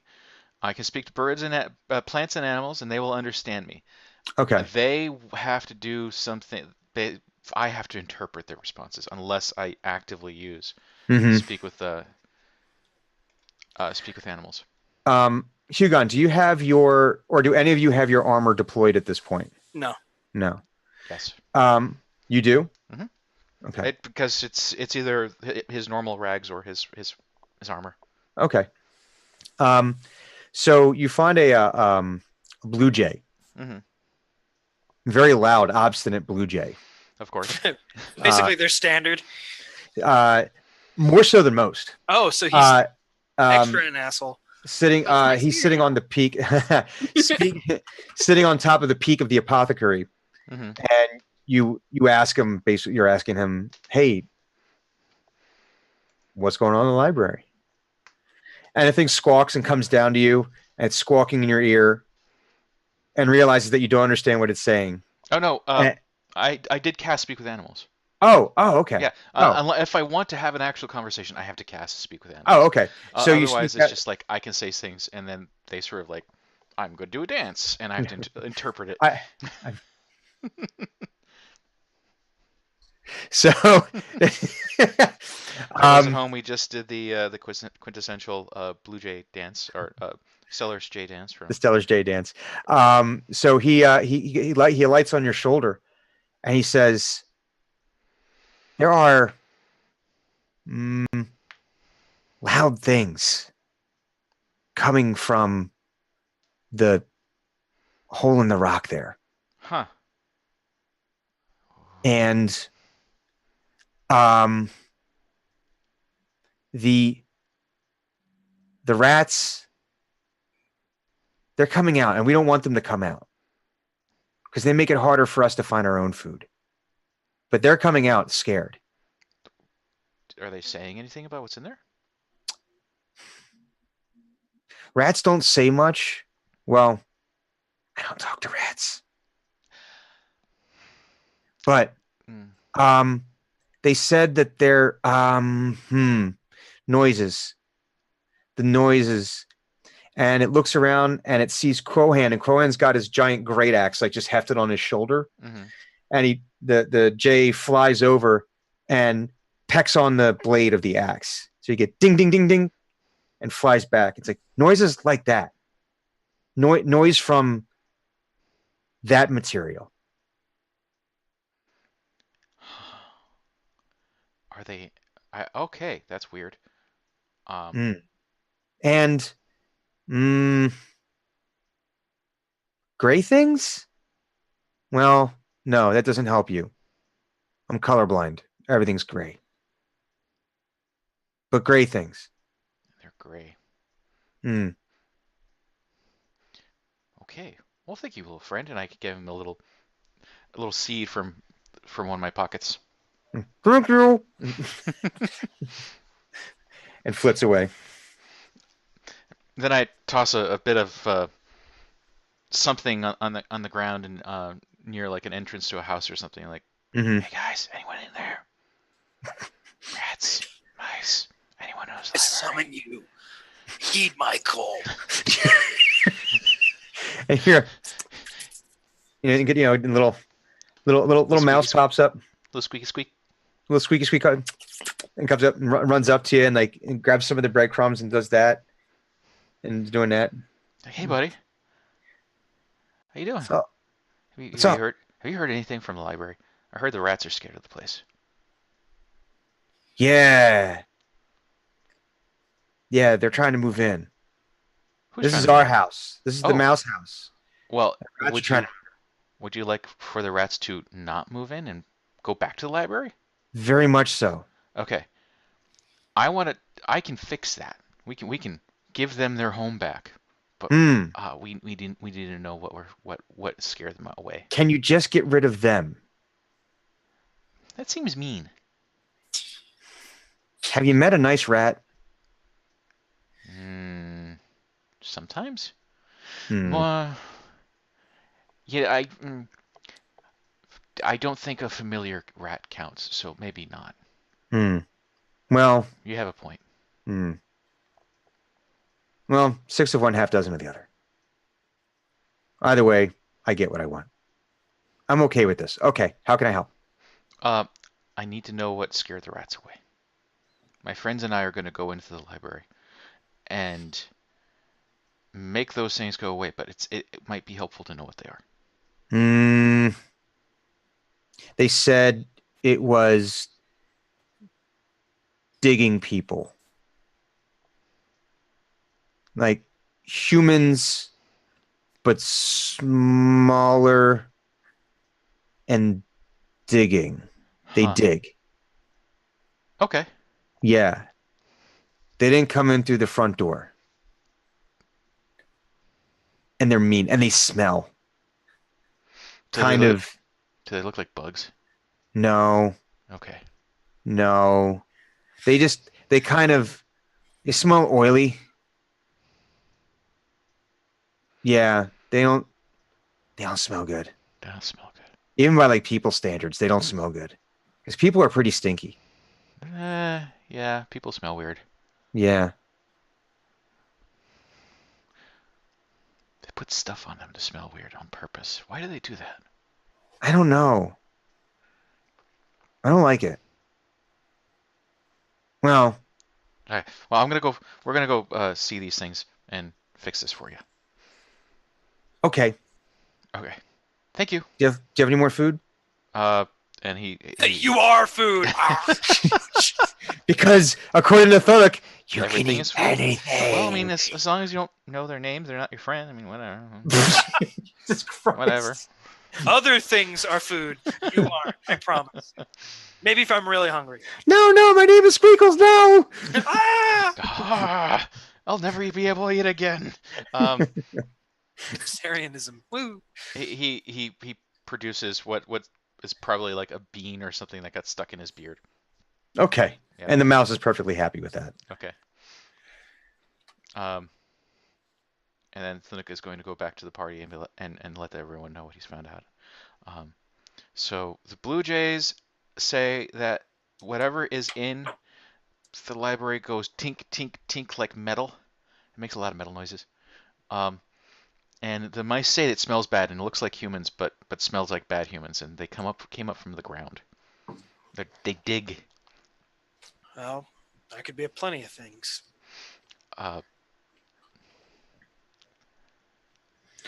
Yeah. I've never heard anything like that. I mean, I haven't either, but I mean, I'm sure that they die. It's really all that. Does it bleed? Does it bleed? Does it bleed? I didn't ask that, but I could. Could have. You should have. I'll do that in the future. I mean, you don't have to ask it for everything. Okay. Only when we're trying to kill it. Oh. Like that's a very important thing. All right, that seems less Do rude not now. ask certain people if they bleed. Don't that- ask certain okay. people if they bleed. That seems more appropriate now. Like, yeah. Not every person, but some. Uh-huh. And we'll tell you when, That'll be or I helpful. will. I We'll don't talk know. about that later. Yeah. Okay. That later.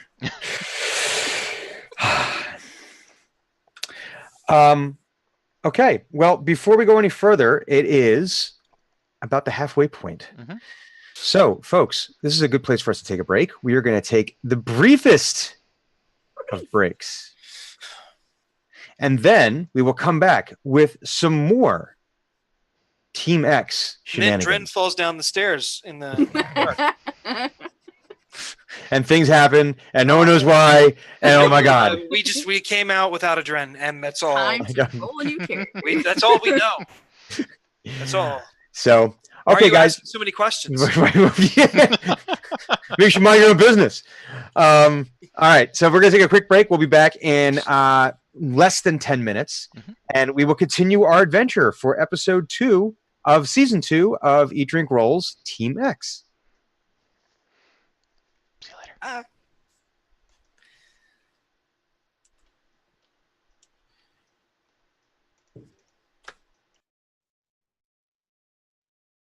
My face hurts. Your face hurts. Oh my god.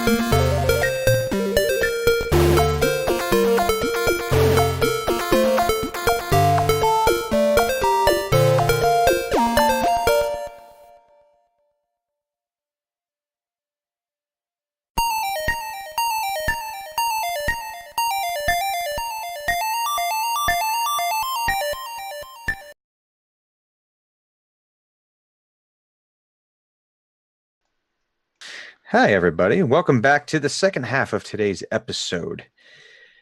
All right. So where we last left everyone, Thunic had done a little research, a little recon with the local forest creatures and gotten a little bit of information He did. as to what's going on in there.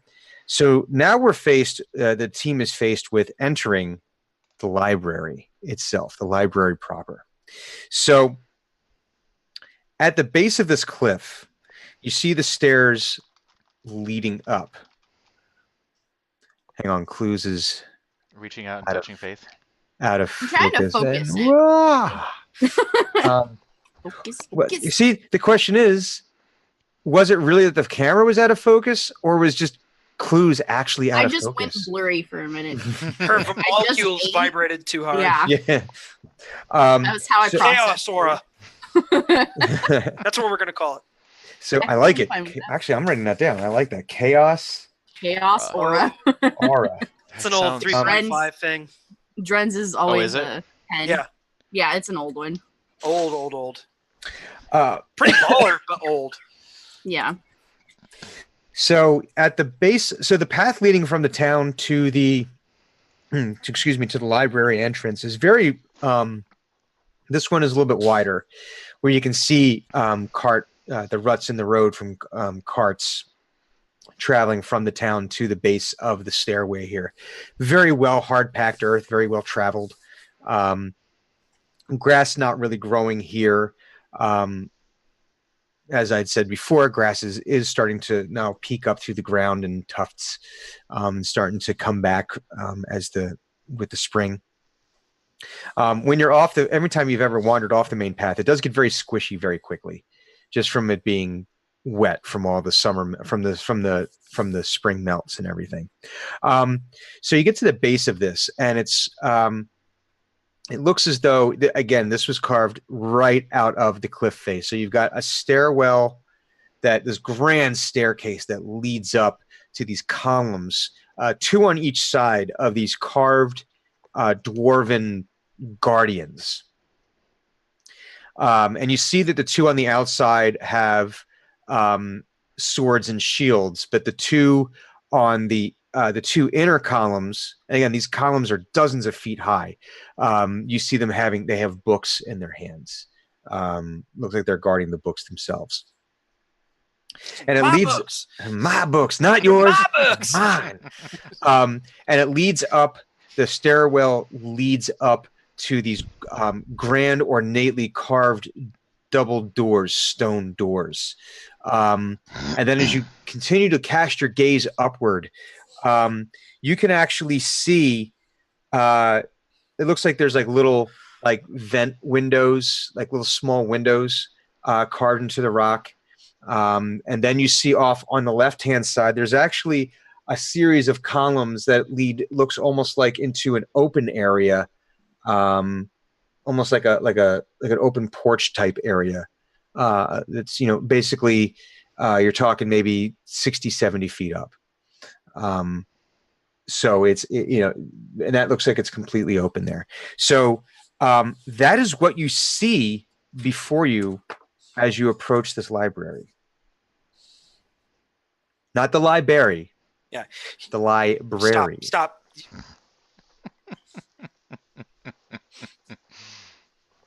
Don't say that. I won't. Don't. Can I ask you a question?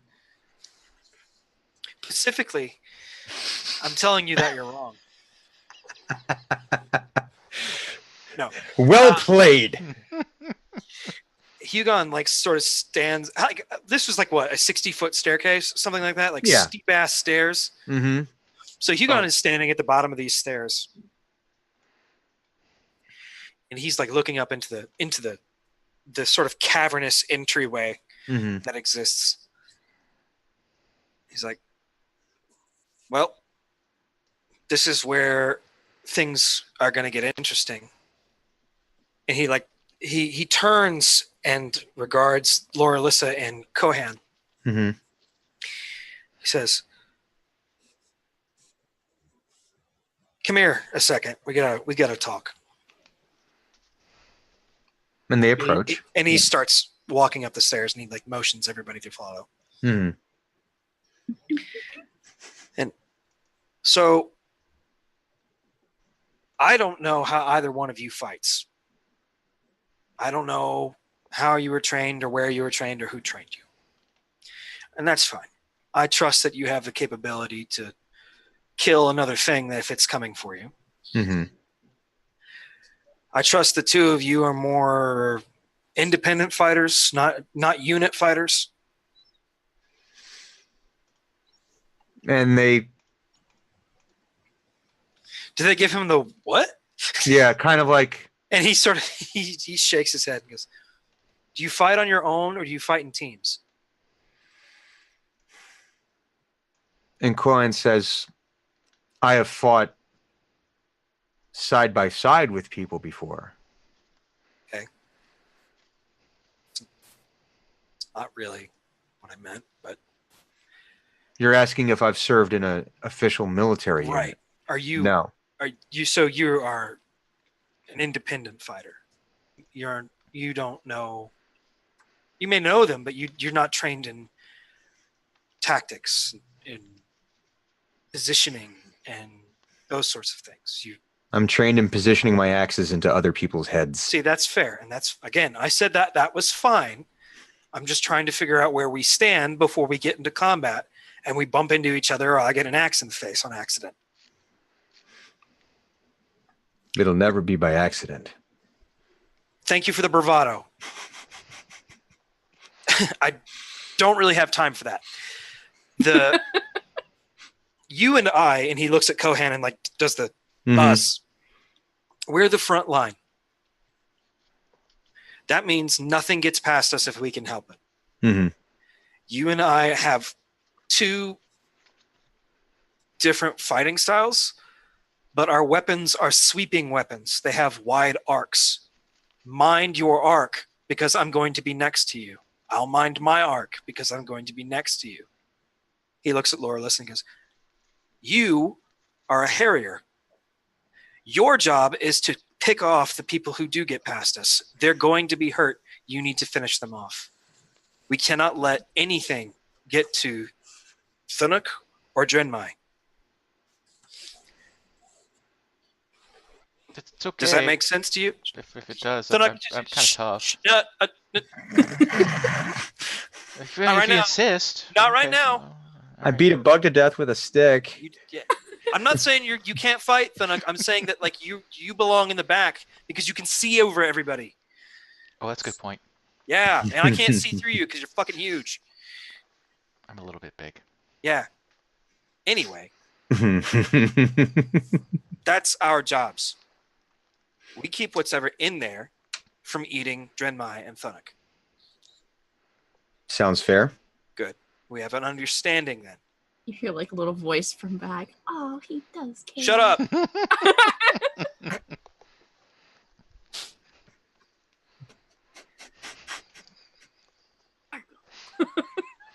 God, I hate you so much.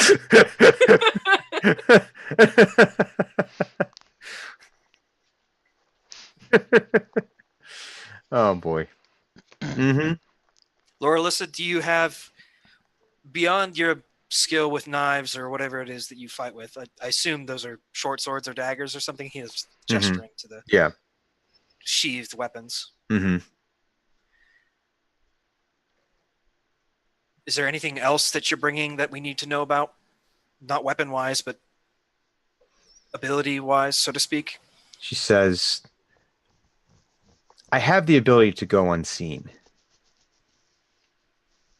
So it could be possible that while you and my brother are distracting people, I'm able to move and That's good. strike from behind. That helps us. We're probably going to be using you to run back and forth between what we don't know is ahead and then report back to us. Mm-hmm. So keep in mind that while we can come to support you, you're going to be alone for a time, and that it's going to take a moment to get there. She said, it's But nothing I'm not used to. Don't engage in fights until we're all ready. Is basically what I'm saying. Nothing I'm not used to. Kohan,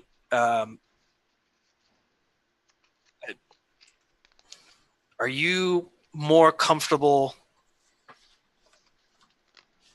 wading in, or do you plant your feet and let people come to you? He says, I go where the fight is. It's not the question that I asked you. It's the answer you're getting.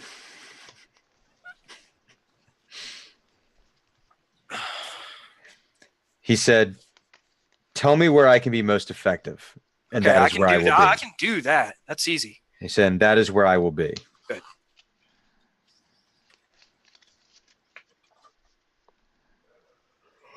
Excuse me. So like Hugon turns as he's walking up to Mhm. Thunuk. He goes, you know your power better than I do. You've got the choice of how to employ it. I trust that you are gonna be able to do that, Thunuk. Okay. Jesus Christ. He hasn't failed you yet. No, he probably would say, Red Lady, help me. All right. Who here can see in the dark?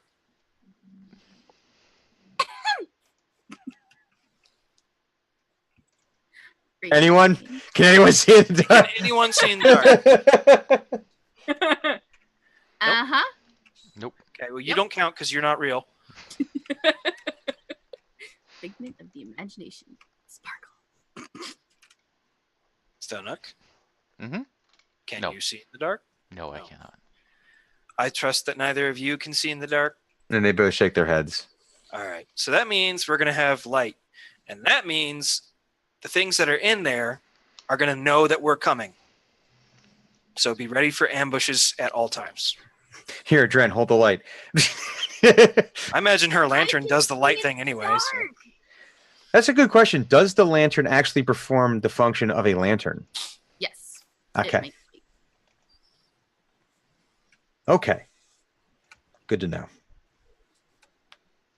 Good to know. Ominous. Just like, I can see in the dark just fine. I can see in the dark really well. He's just mad. Mm-hmm. Yeah. He's just so very mad. All right. Well, Hugon seems satisfied and so summons his armor and weapons as they're going up the stairs. Does the tap thing. And Dren, have you what does it look like when you deploy your armor? She wears armor? Well, some kind of It's she's not- I didn't know. It's just more like leather. Mhm. Because she hasn't really, she's the distance fighter mostly. So it's more just vital protection. I might have not even not had my armor on because it's cold when we left. So I might have just put it on because it's warm. Okie dokie. So you guys start walking up to the doors here, and they are closed, and these enormous stone doors. But you can see where within the carvings there's handles to grasp and pull the doors open. And I even reached them. there, you might be able to jump because the dwarves would have had to open this. Okay. But there's a ridge going up that you're able to grab, and you go to heave this door open, and you almost fall over backwards because it's so well balanced that it's so well balanced that it just opens without any kind of effort whatsoever. So where here you're expecting to have to heave this enormous stone gateway open, Yeah. it just glides open. I threw my full 40 pounds into it. Hanging off of it. Oh, it's open. Yeah, pretty much. I got it. It's really tough. You're welcome, guys. I did this. It was loosened me. it. No one else. Meanwhile, there's like Hugon had like opened the door. Meanwhile, there's like so you enter into the main foyer here. Before we get any further, did any sort of odor come out of this door? Yes. So books have a smell, especially old books. It's kind of musty. Right. And if you walk into an old library, there's a mixture of like the mustiness of like these old pages combined with the smell of fresh inks. Okay. And that's kind of the smell you get. You don't get, it's not like I'll blast you in the face, but it's like, oh, this is what a library smells like. Mm-hmm. So, yeah, but nothing like the smell of death. Okay. All right. Or anything like that. That's fair. That's fair.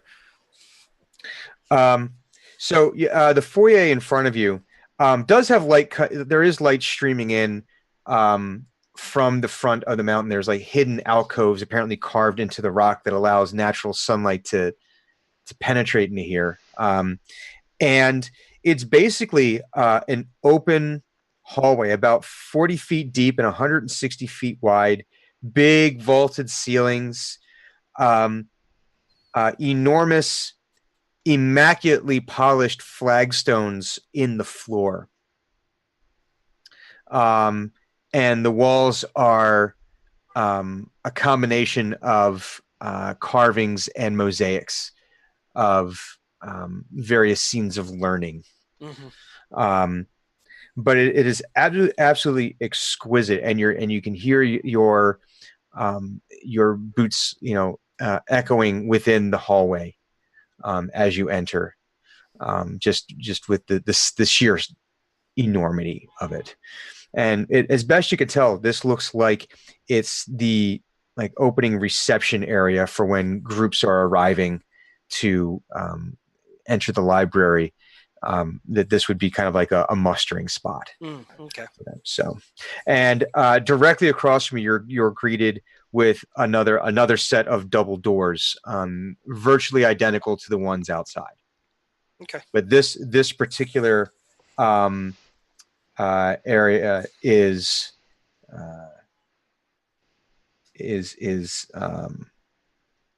locked. But what I do need you to do is to have you guys each roll a d20. Okay. Anything that we add to it? Nope, just a straight d20.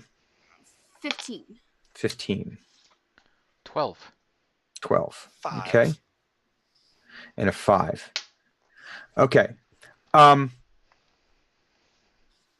So you are able to hear though some newses. You're able to hear some noises just on the other side of the door. The door is actually cracked a little bit, and you're able to hear some noises coming from the other side. Can I tell what they are? You could do a perception check.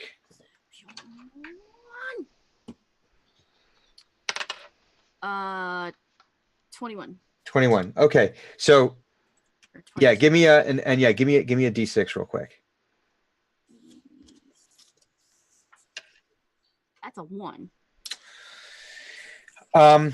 You're able to hear. It sounds like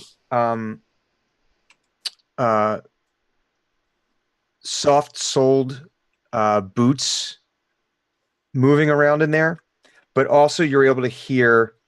It sounds like the delicate tinking of metal on stone, almost like the sound of a mining pick gently tapping on the stone, not like being swung, but it's more like you're hearing like click click click click click click click click click click click click click as you're hearing that. To clarify, Yes. the monks said that they had been ejected from their library, like something was preventing them from entry. They had said that monks had disappeared into there, and that they had they were forbidden from engaging in violence, so they were unable to really go and. So basically, they had a string of disappearances, and they're not allowed to fight, so they didn't investigate. They said that all the investigations ended with people not coming back. Okay, cool. So you say cool, but Well, it's not cool, obviously. It sucks, but So here we are. How long ago were the disappearances? within the last several weeks. And the floors are still clean. I mean, they're dusty. It's not like they've been cleaned. When I say immaculately polished, what I mean is that I mean more on the craftsmanship. Okay. Have you seen footsteps? Yes, you do see prints in the dust that have like gone in, but there doesn't appear to be much coming out. There does look like there's disturbances in the dust right at where the door is cracked, but nothing really leading out of that. So you see a whole bunch of footprints in like different directions and configurations. So it looks like it might be where things with feet of this size are maybe just walking just out to that level, like just outside the door, and then coming right back, going right back in. Okay.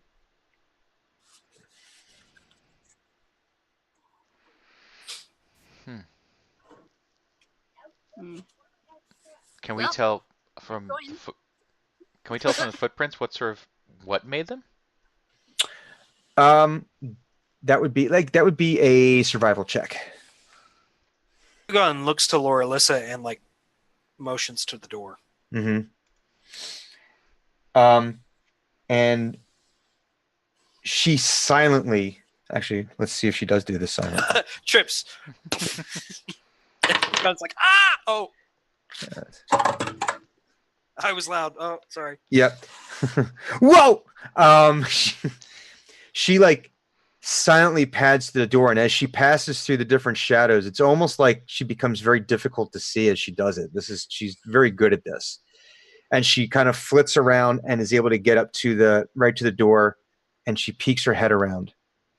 While she's doing that, Thonik, what was your survival check? A dirty 20. A dirty 20. They appear to be approximately the size that you've seen of a dwarf footprint. Okay.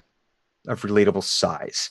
So she, Laura Alyssa, peeks her head in and like looks around and kind of like pads back, and she says, I see two, it looks like gray dwarves and something else that I've never seen before.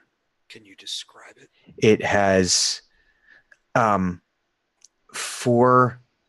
It looks like a metal praying mantis, but without the four limbs.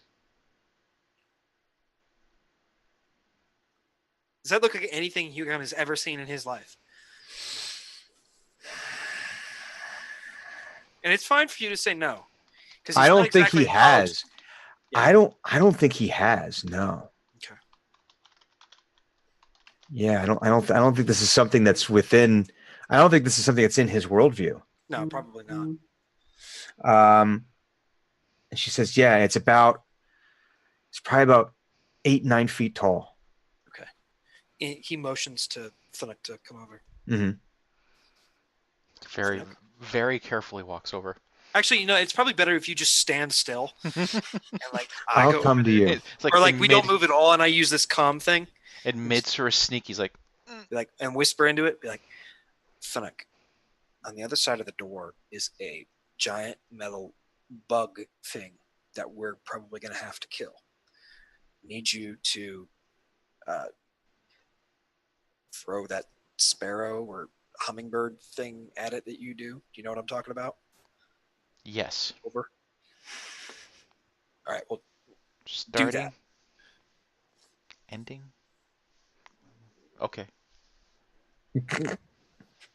So he motions to Laura Alyssa and Kohan. Mm-hmm. And They head to the door as quietly as possible. Give me stealth checks. I imagine Kohan's not exactly quiet. Kohan is not quiet. I have a 14 on the die, so 16 total. Well, Kohan rolled a 1, didn't he? Yep. Thanks, Kohan. What a fantastic Clang, contribution. clang, you made. Does he even wear armor? Is Kohan wearing armor? no, he does not wear armor. So he has no excuse. Is he He has going a full very large He-Man? axe.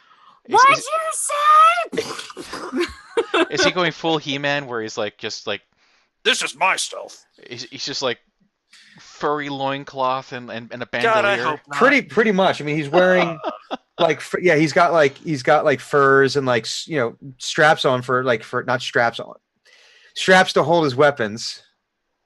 That almost went in a really bad direction. Don't judge. I don't judge. This is a whole different level, kind of Dungeons and Dragons If now. that's the kind of shit that he's into, that's fine. Hey, No problem. it's a weapon of intimidation. Clearly. It is. Or arousal. Ugh. But he's actually he actually makes some noise, not like a clang, like he drops his like Like a heavy boot fall or something. yeah, heavy boot fall or something, and suddenly the noises in the other room go silent, and then you hear like some whispering in a language that you don't understand. Okay, he motions like it's go. Mm-hmm. And through the Okay, so everyone just please roll initiative. Yes. This is actual fighting, not Drin being a bitch fighting. Whatever. That's a 5. Where the hell did that go? Okay, so that's a 5. 19. Okay, that's God's 19. ready. He's been growing at it since 3 a.m. Oh, he's wanted to this fight and kill.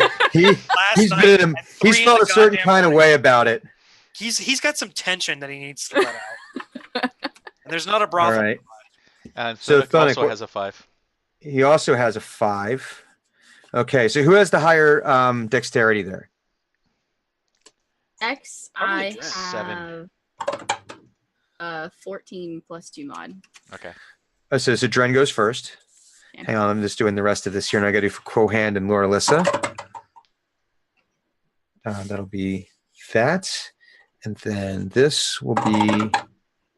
Whoa! Nat 20. Bwah, bwah, bwah. On initiative, no less. On Wasting initiative. those 20s. Yeah. Yes. Just wasting them. All right. 20. I'm trying a new something new this season where I've got my index cards with everything on them, so I can Nice. just cycle through that way. Okay, so Laura Lissa is at the top of this. So she let's see, she can do this. 1, 2, 3. Okay, we'll do that. So she's able to get up to the door, and then she just disappears. And as you're piling through this door, what you're greeted with is a 40-foot wide by 70-foot long hallway. And well, it starts off as 40, then it narrows down to 20 feet and runs the rest of the way. And what it is, it's basically, on each side is a wall, and it has little barred windows. Mhm. And it looks like this might be where people would go ask for books, and things would be handed out. Sort of like a reception area. Yeah, exactly. But it's more like, hey, I ordered these books. Okay, here's where the books are going to come out for Okay. you. Okay. So, and she, as you're stepping through, you see her step out behind one of these dwarves that has a white, scraggly beard and just ashen gray skin. Oh, I don't like this. And I don't like this at all. Are these Dwargar? Probably. I mean, Yes. you'll probably Well, find out. for the folks playing along at home, yes, these are the Dwargar. I've never read. I don't know anything about 5th edition Dwargar. You can find out more about them in I Morning. know. Times We're Going gonna Forward. find out. I'm probably gonna find out what color their blood is. And when you watch the YouTube video, you can check out the link below in the episode description to link to it on Amazon if you want to purchase it. Anyway, okay, right. So she is. So, and as she does this, she this bladed whip is in her hands, and she quickly tries to like wrap this around Really? one of the Dwergars. Let's see. So this is going to be. Some Soul Calibur shit. Oh, she hits that shit definitely. Yeah. I like it. So as she steps out, the whip is already out, and it's this bladed whip, and she wraps it around one of the Dwergar, and she goes to and she just like pulls it taut, and she does. Oh, Jesus! That sounds This is boding ill. And not she for us. just No, she just for us. basically wraps it around and pulls it, and it sinks through the neck all the way to the spine. Oh, And wow. the thing just does a Pez dispenser, gout of blood, and What color is it? Hong Kong action movie time. Yeah, for real. Fucking hard boiled. I love it. So that is Lord Alyssa's turn. Jesus. Okay. Well, there's still a question that was asked that I think is very important. What color is their blood? What color 'tis blood? I would imagine that it is imagine a dark red. Deepest red. Noted. Deepest red blood. So Hugon. I was mainly like Hugon doesn't know what a Dwergar is, Mhm. so like the fact that they bleed means that they're alive and they're not undead. So that's kind of what he was going for. Okay, well that's good to know, right? He goes straight for the bug, Mm-hmm. Oh, go straight for the bug. straight at it. Okay. I have a question. Yes. If Hugon asked Thunuk to prep something, would he did. not be prepared to do the thing as soon as Are the you door through the opened? door? Well, I mean, I could see through the door. Can you? And Do you it's mean an like as a- LOS. You mean as like a hold action type situation? Yeah, I mean, he asked Thunuk to do this beforehand. Oh, Well, that's true. it was more like when we get into fight, do that to that thing. Okay.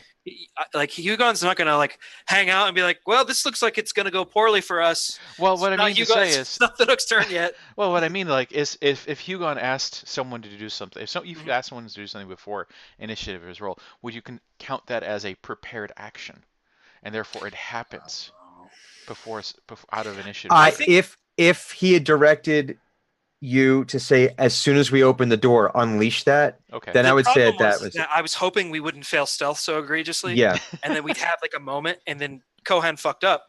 Yeah. Like, goddamn it, Corin, you had And- one job. It's go time. Yeah. And Yep. so That's completely. I like your argument. Mhm. Denied. Okay. but I didn't. No, you fucked up. Hugon, it is your turn. Okay. He is going straight at that bug, and The he's bug. gonna attack. Mm-hmm. Actually, can he charge? I don't know how charging works in 5th edition. Is it a thing? It is a thing, but I think it's like a skill you have to. Okay. Well, then never mind. Yeah. We're not fucking with it. Yeah.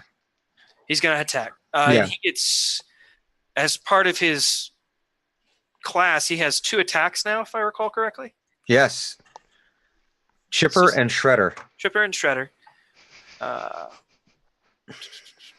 You can Yeah. attack twice whenever you take the attack action on your turn. Mhm. Well, I'm taking the attack action. Let's hear some dice. I have a 16 on the die plus. Why the hell did my screen go away? There we go. So 22. Yep, that'll hit. And so that's first Attack attack. one, And yeah. then I do my bonus action blunt attack. Yep. That's a 19 on the die. Oh, that definitely hits. Yes. So that's. And then my second attack. As an 18 on the die. Jesus. Dang. I'm rolling hot. I'm rolling hot tonight. And then my last bonus action. Wait, do I only? No. You only get one bonus action. Yeah. Right, but it's a part of attack. Yeah, but the bonus action, so basically like attack. So I get 3. Blunt. Yeah, exactly. Okay. Yeah. All right. No, that's totally fair. That's 3. all 3 of my attacks hit. Okay, so let's get So some damage. That's 2d10. Mhm. That's 2d10. 1 for each halberd strike, and then 1d4 for the blunt. So Mhm. let me. There we go. And I think I'm +5. Oh, +3. Okay. So I have 10, 6, 6. That is 22 damage. 22 damage. Nice. All right, so let me do. This is where my math comes in here. Ready? Mhm. Minus 22 damage. Okay. So you're able to get some decent blows in on this thing. And like every time you do, like there's always like a little sparks, little steams, little. Oh you shit! know, Oh and no! You got engaged for the construct. and this thing it's a is metal bug. Die. and this thing is looks like it's moving a little erratically now. It's not moving as smoothly as it was. So basically, he hit this thing, and it was not like a thuck of like blade going into flesh. It was clang. Yep. But give me a perception check real quick. Okay. I'm not good at perception. but I rolled a natural 20. Jesus. Boros die. Boros die. Womp womp womp.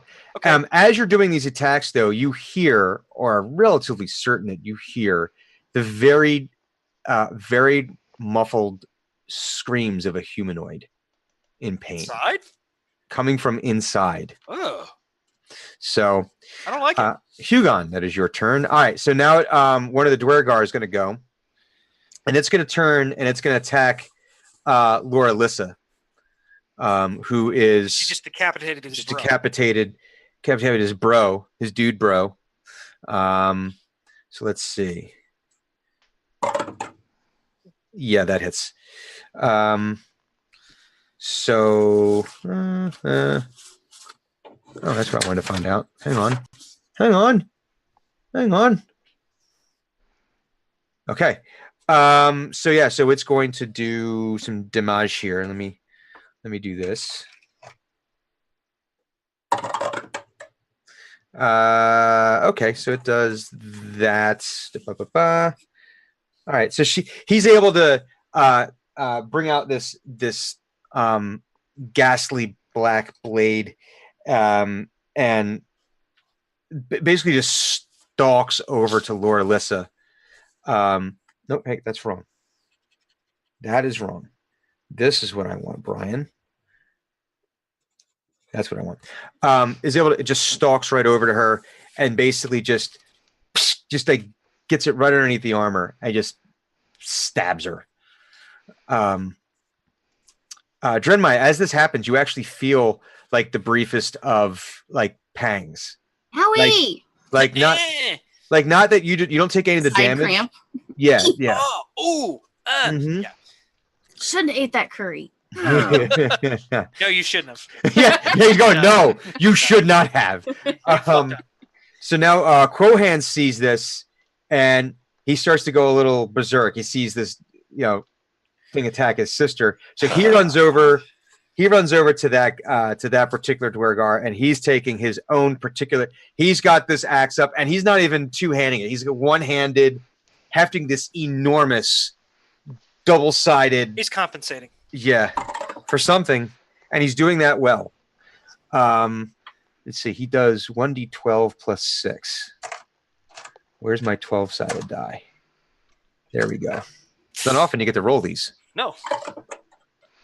It's fun when you do 9. He does 9 plus 6 is 15. Holy shit. Great axes are motherfucker. He brings this thing down. And what's even scarier about it is that he's not, there's no yell. There's no barbaric yawp. There's just this silent, cold, just comes down and buries this thing in this Dwergar's chest. And this thing is not looking healthy. It had a bad Christmas. Its Christmas was bad. The worst Christmas. Like, if Kohan was a Christmas creature, it wanted Legos, it got Duplos. Yeah. Like that kind of Christmas. It wanted Transformers, and it got GoBots. It got not even GoBots. It got like the clone of the clone. Ugh. Right? Yeah. Just ugh. But that will be Quohan's turn. Drenmai Gemweaver. How many are still left? So you've got the one Dwergar who is not looking healthy at all, that Quohan is in the process of removing the surgically inserted great axe, and you've also got the big metal bug that Hugon just decided to try to tear up a He little bit. doesn't look so well either. Yeah, you see, yeah, your time with mechanical things says that there's definitely some grinded gears in here. Things aren't fitting the way that they're supposed to fit anymore. You can hear There's like a halberd lodged in it. there's a halberd lodged in it. Unless that's part of the plan.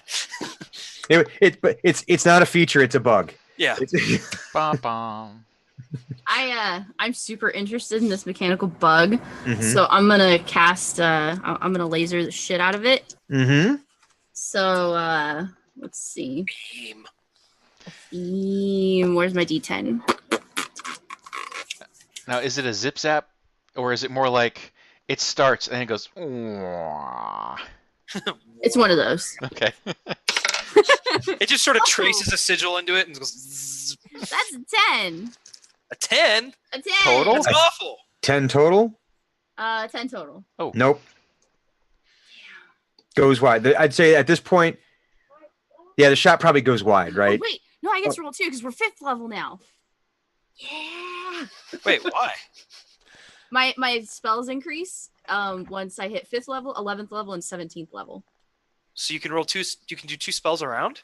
No. It's just 2d10. I only rolled 1d10. Oh. But I get shit. Well, I get you're rolling to hit? No, I just Oh. attack. Oh. I'm firing a laser at it.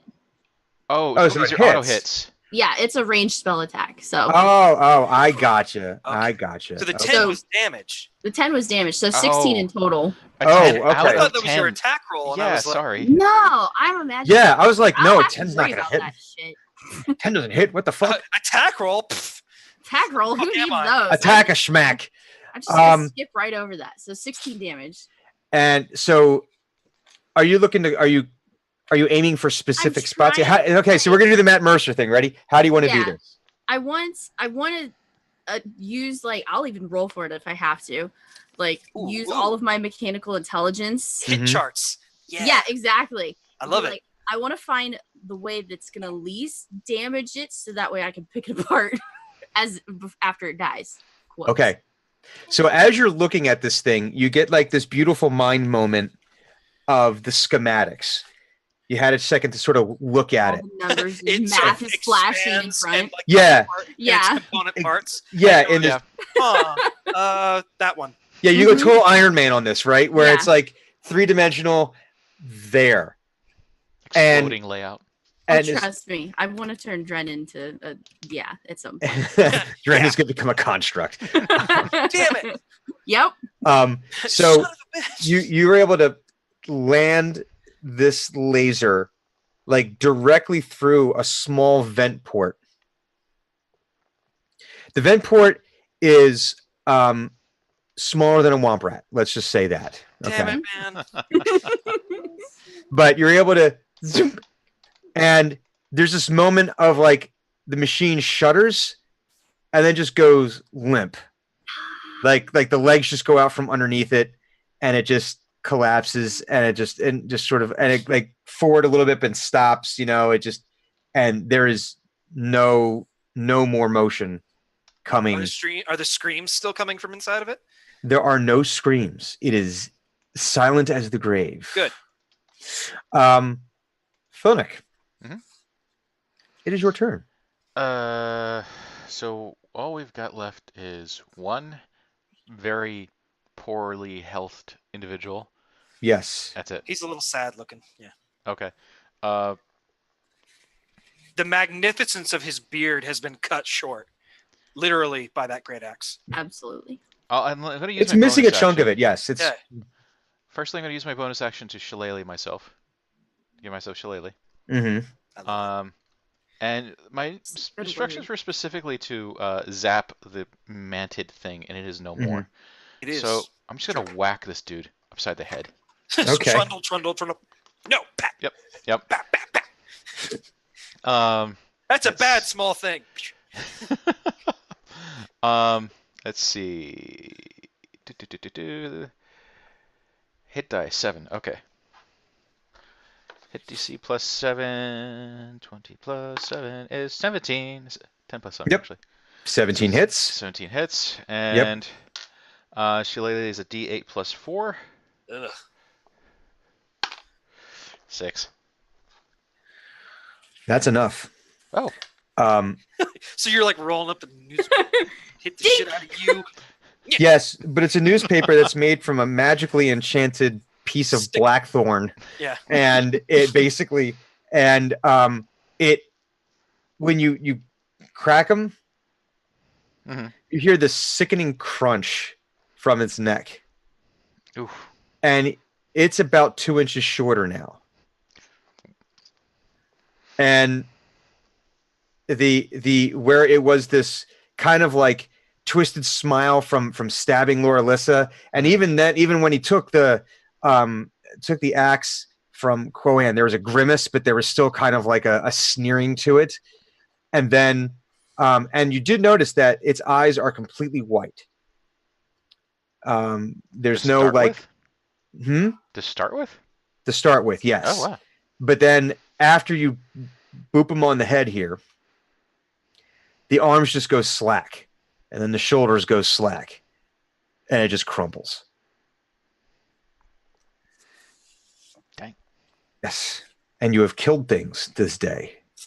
It's good. I am already over at the mechanical thing before he's dead. And like Hugon is like wrenching his halberd out of it, like sparks and stuff. Like Yeah, there's like you have a foot in there, and it's like and it makes like the wrenching noise of and it yanks out. Careful! I gotta pick this apart. That's an important part. How dare you? I kick it. Just for good measure. So on this thing, it would be, I guess, what's the tinker check? It would be, in this case, it would be a Canna or engineering investigation. Oh, Yeah. I forget that there's so few knowledge skills in DP. Yeah. Yeah. I'm used to having like 18 different knowledge skills. Meanwhile, while this is happening, I think we should pick through these bodies, see if we can't find any intelligence. The age-old tradition of looting the bodies. I can give a shit about their loot. I want to know if they're carrying any like orders or notations or anything like that. Oh, I want to loot though. No, you want to loot. Right? You find really nothing of the sort on them. It's made of mechanical bits, right? You do notice that the two. Well, no. I'm saying, okay, as far as looking at the Dwergar, not the construct. Well, I don't care about the Dwergar. I know Yeah, you but I don't do. care about the Dwergar. I'm answering their question first. Then we're gonna take some time with the construct. Stop it. So for the Dwergar, nothing of note. You did notice though that when they both died, the blades disappeared that they were carrying. But you don't find any kind of paperwork on them. There's no. They're both kind of smelly. They smell of the earth, but also of like intense body odor. Are they in rags or anything like that? No, they're in I guess what you could consider. I mean, the clothes are dirty, Right, but they're like normal like leathered armor Okay. type situation. Yeah. Hugon pitches Loralissa a healing potion then, and then we can do the construct stuff. Okay, so she does that, and I think that's 1d4. I don't actually know. Let me see. I mean, as you pitch that to her, Depends on what healing potion you got. yeah, it's a standard like normal. I think Not- it's 1d4. Yes. Yeah, 1d4. So we'll do that. Well, she looks at you and she goes, "I'm not. It's not that bad." Like she's like kind of holding it, but there's not you're not seeing a lot of blood, So, but she go ahead and she takes that. All right, so she gets 1 point back. Well, it's 1d4 plus something. I don't. Here, I'll look it up. I don't know. I've got 1d4 plus 4, I think. No, we'll just do that. Guildmaster. Okay. So while he's looking that up for me, so Drenmai, you're able to, as your pick, 2d4 plus 2. 2d4 plus 2. All right, so we did 1, 4. Okay, yeah, she's back up to full health. She does that. She drinks that and kind of grimaces because this is not good tasting. Medicine doesn't taste It's not good. delicious. No. Medicine does not taste good. but you can see it actually starts to kind of like it's starting to knit up and heal up and everything. All right, now for this construct, Miss Drenmai. Give me all your shit. No. As you're poking around, you're able to see kind of how everything. You're able to see like tubes and wires, but you're not seeing like any kind of like fluids running through them. Okay.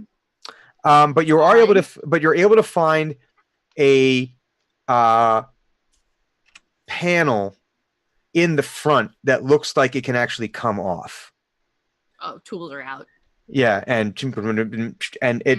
So you're able to slide off this panel, and inside is a naked and shaven Dwergar. I don't like it. I close it. Cool. Oh, fuck. And It's like a big gross baby. the brief I don't moment like you saw it, the eyes are locked open, unblinking. Its mouth is like open, and like the lips curled back in this permanent scream. You can see there's like something on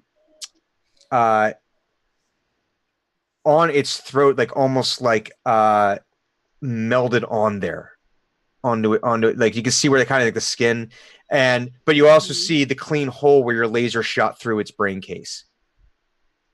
Yep, So don't like it. Nothing to see here. it's like open. Whoop! Nope. Oh, gross. Nope. No. I don't like it. I don't like it. I don't like that. I'll search in some of the other bits. So you said But the it most had like valuable kind bits are in there with the big gross naked baby. No. It was walking on pointy things. You said, or how was it? Yeah, so it was like you looked like it was like a mantis form. So each of the legs was like a kind of shaped like a metal, like a pick, like a rock pick. Yeah, I want one of those. Okay, so you're gonna start trying to take that off. I want to tear that apart. Yeah. Give me an Arcana check as you do that. Okay. 21. 21.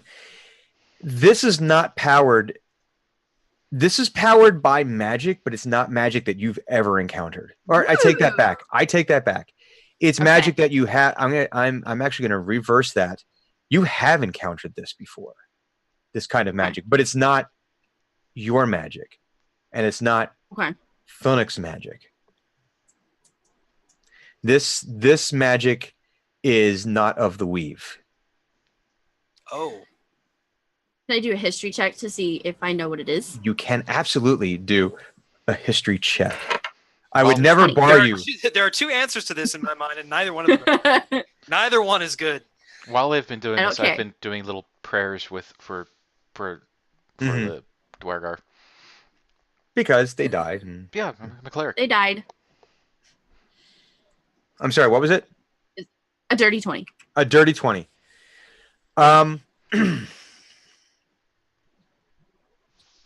You encountered this on one other occasion. And it was when, on one of your travels, you wandered, and you don't know how you got there, but you wandered to a place of many doors. And whilst there doing your research and finding things to tinker with and items and components, you came across a lone traveler, someone who traveled completely by themselves, was kind of skittish around everyone around them. Didn't really want to talk to anyone, but you encountered this kind of magic with them before, and they had come from a place where there was no more magic except for the one that they could get from inside themselves. Somehow you were able to win him over into a conversation. And this seems to be the same kind of magic that you've encountered. Okay. I'm going to secretly internalize myself with that. And if anyone looks at Dren, it's just shitty grin. It's the I know a thing grin. I I know a thing. I just don't want you to look at that thing in there. Because it's creepy. Gross. You are able to find a few coppers on these Dwergar. Not on the naked baby because I there have are no real no interest in pockets. money. It is gross. I don't think I would tell anyone. Well, I take that back. The Dwergar does have the one pocket. The naked Dwergar has one pocket. Nature's pocket. But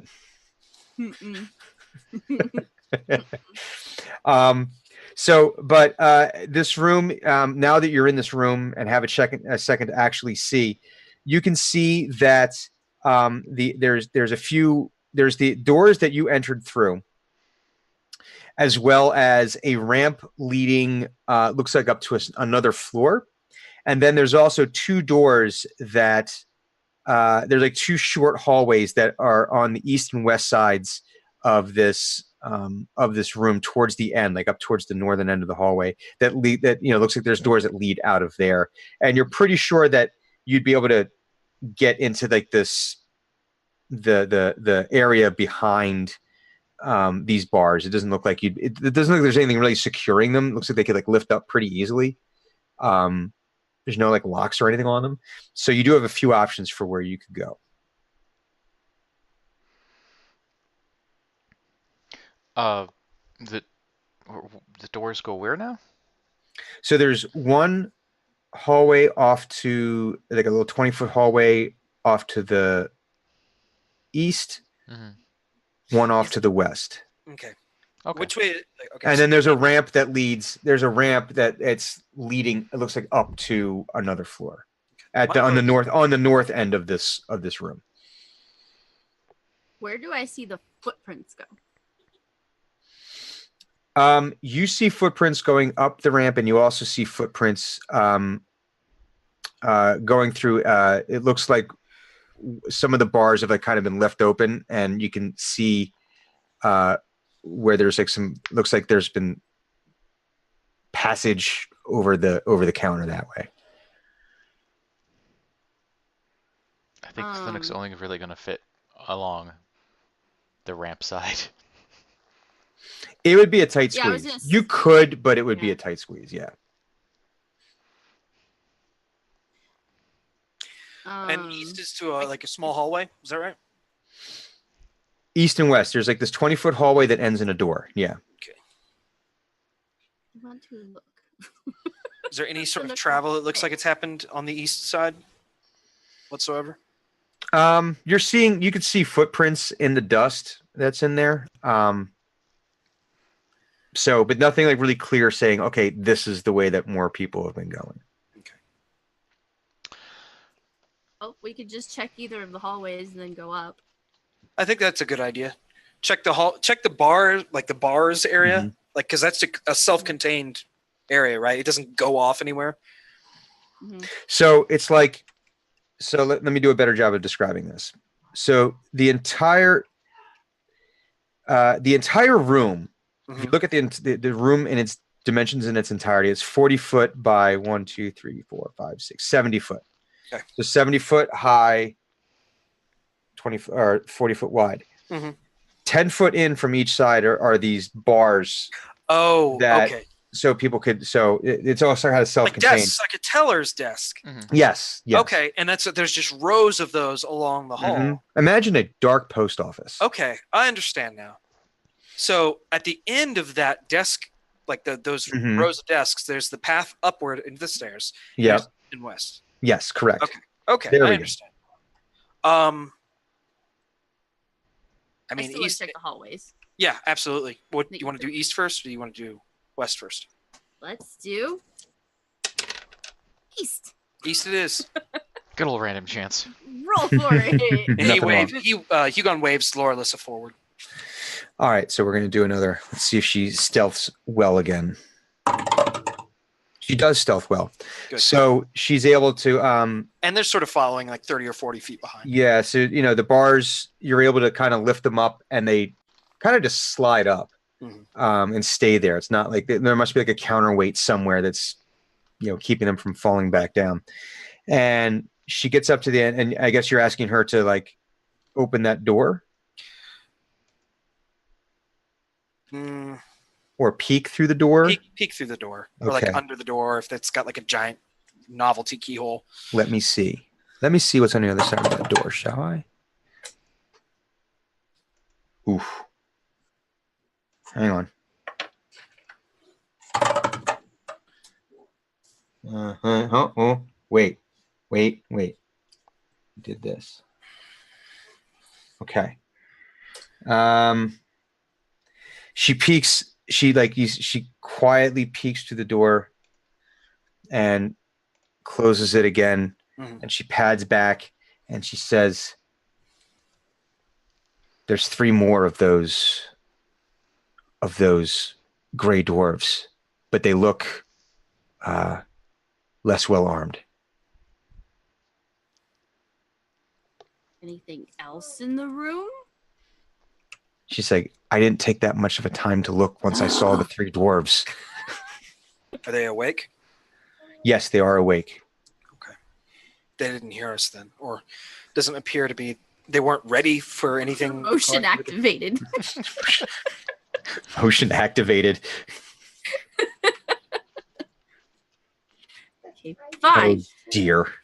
Let's Dear, go to you're the a west villain. one. You villain. But they didn't hear us in this combat. It doesn't sound that way. Just- No, there's just- there. Yeah, she says it doesn't seem like they're aware of us being here. I think they might have just walked into that room. Do we want to go that way, or shall we go west and see if we can avoid a fight? Let's check out what the west one is, and then if that holds more, we'll just go up. Okay. Okay. So you're same deal. You're sending Laura Alyssa over, having her look through the. Yep. Okay. So That is her designated function. let's see.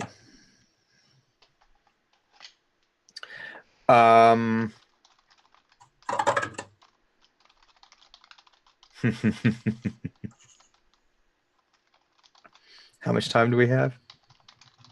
About 20 or so. As she starts to move over that direction, the door itself actually, if you've ever seen a cat open a door, Oh, where great. kind of like the paw comes around the side and Oh, kind of like, Oh, Open. like kind of claws at it, trying to. yeah. I was but- thinking of a cat trying to open a sliding door. Have you ever seen that? No, but I need to. They stick, because sliding doors always have a little gap underneath them, right? Yeah. They stick their paw under there, and you see them sort of like it's like trying to get Grabbing in, hands. and then they Mhm. do because they figured out that they can move it this way, and eventually they build up enough friction and a momentum that door slides open, and then it looks like the door is giving birth to a cat. I don't own cats, so this is a novel I experience. love this. So so you see like this clawed paw, metallic, reach underneath and pull the door open, and through the crack in the door, this almost feline face sticks its head out, but it has like almost like an underbite and a mouthful of steely teeth I want one. and no eyes. I'd like It's to got- see a picture of this, if possible. Monster Manual page. No, Morty even Kanans. I know Okay. exactly what it is. Say no more. Yep. That looks. I've never unpleasant. read the 50 stats, but I know exactly what that is. And I'm fucking psyched. That I looks want one. unpleasant.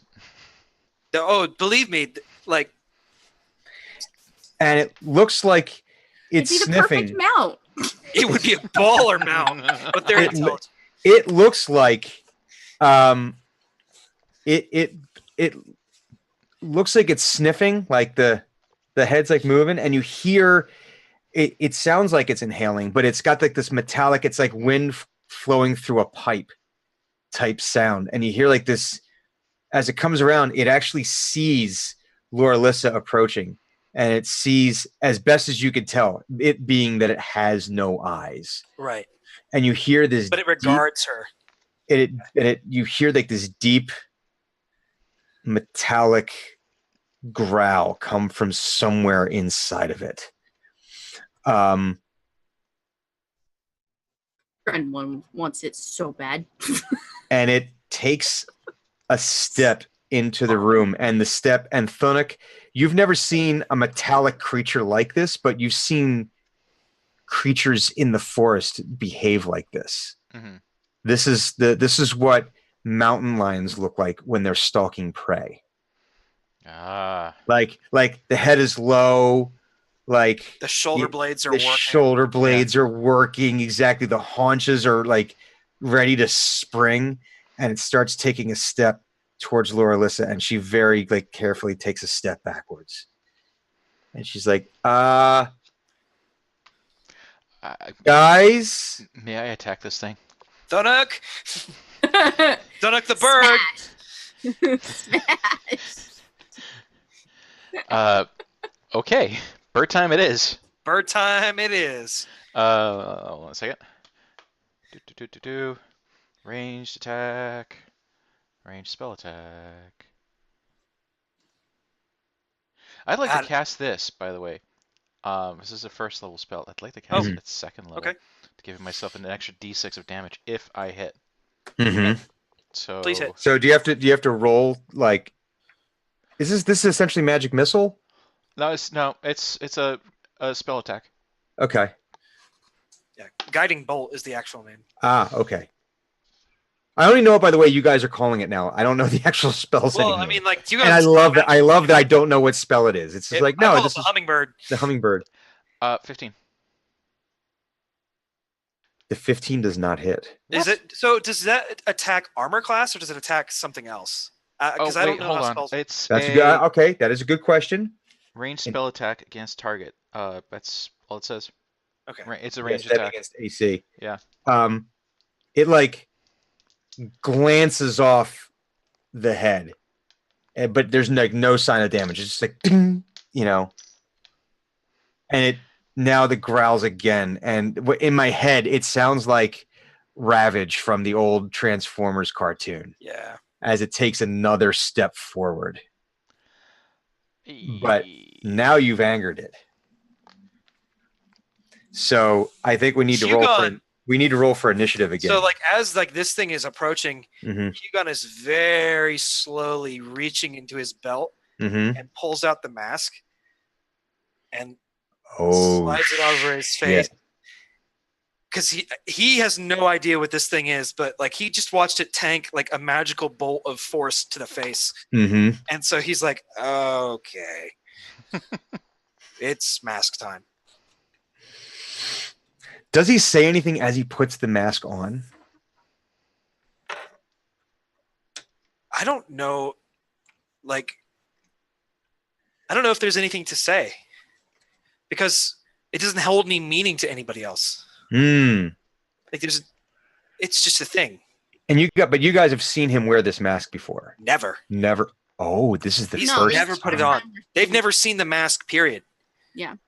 Oh, so what's the reaction here? You see him put on essentially what's a featureless mask. Yeah, it's got two eye holes that are kind of hard to see into. Mm-hmm. Like you can't see his eyes behind it, and just sort of a ovular gap so that he can breathe out of. But it's like bars, right? It's like little bars. Yeah, little bars in there, like the Hannibal Lecter mask. A little bit. Yeah, but it like right on.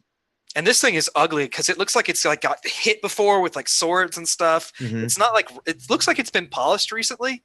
It's got a bit of a dark sheen to it, mm-hmm. like old iron that's been polished. A dark sheen, like polished really well recently. Yeah. But it's otherwise just completely slate gray, rough, worn metal. I got a 19. Okay. Thunuk is going to assume that he's just putting on armor. But it's More very armor. specific. I mean, it looks like a piece of armor. It does. Yeah. It like hooks to his hat, his helmet, and everything, and like to his 19 straps and stuff. 12. Having rolled for insight against you today, I actually have advantages on all insight rolls from this point on. Yes. Actually, no, that's not how that works. Hold on, let me Dungeon Master out of 14.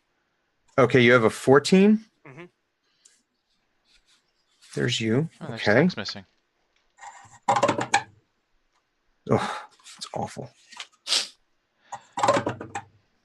Oh. Okay, that'll go there. And then I need 12. a 12. Yeah. Is that for that? That's your initiative? That's my initiative. Okay. And who you got? You rolled 13? 14. 14. Okay. So Dren and Thunuk, give me the briefest of perception checks. Perception? Perception. Okay.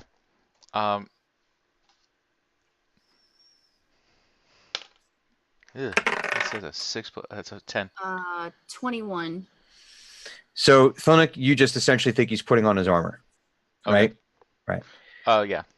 Dren, you see the smallest pinholes of dark flame in the eye holes of Hugon's mask.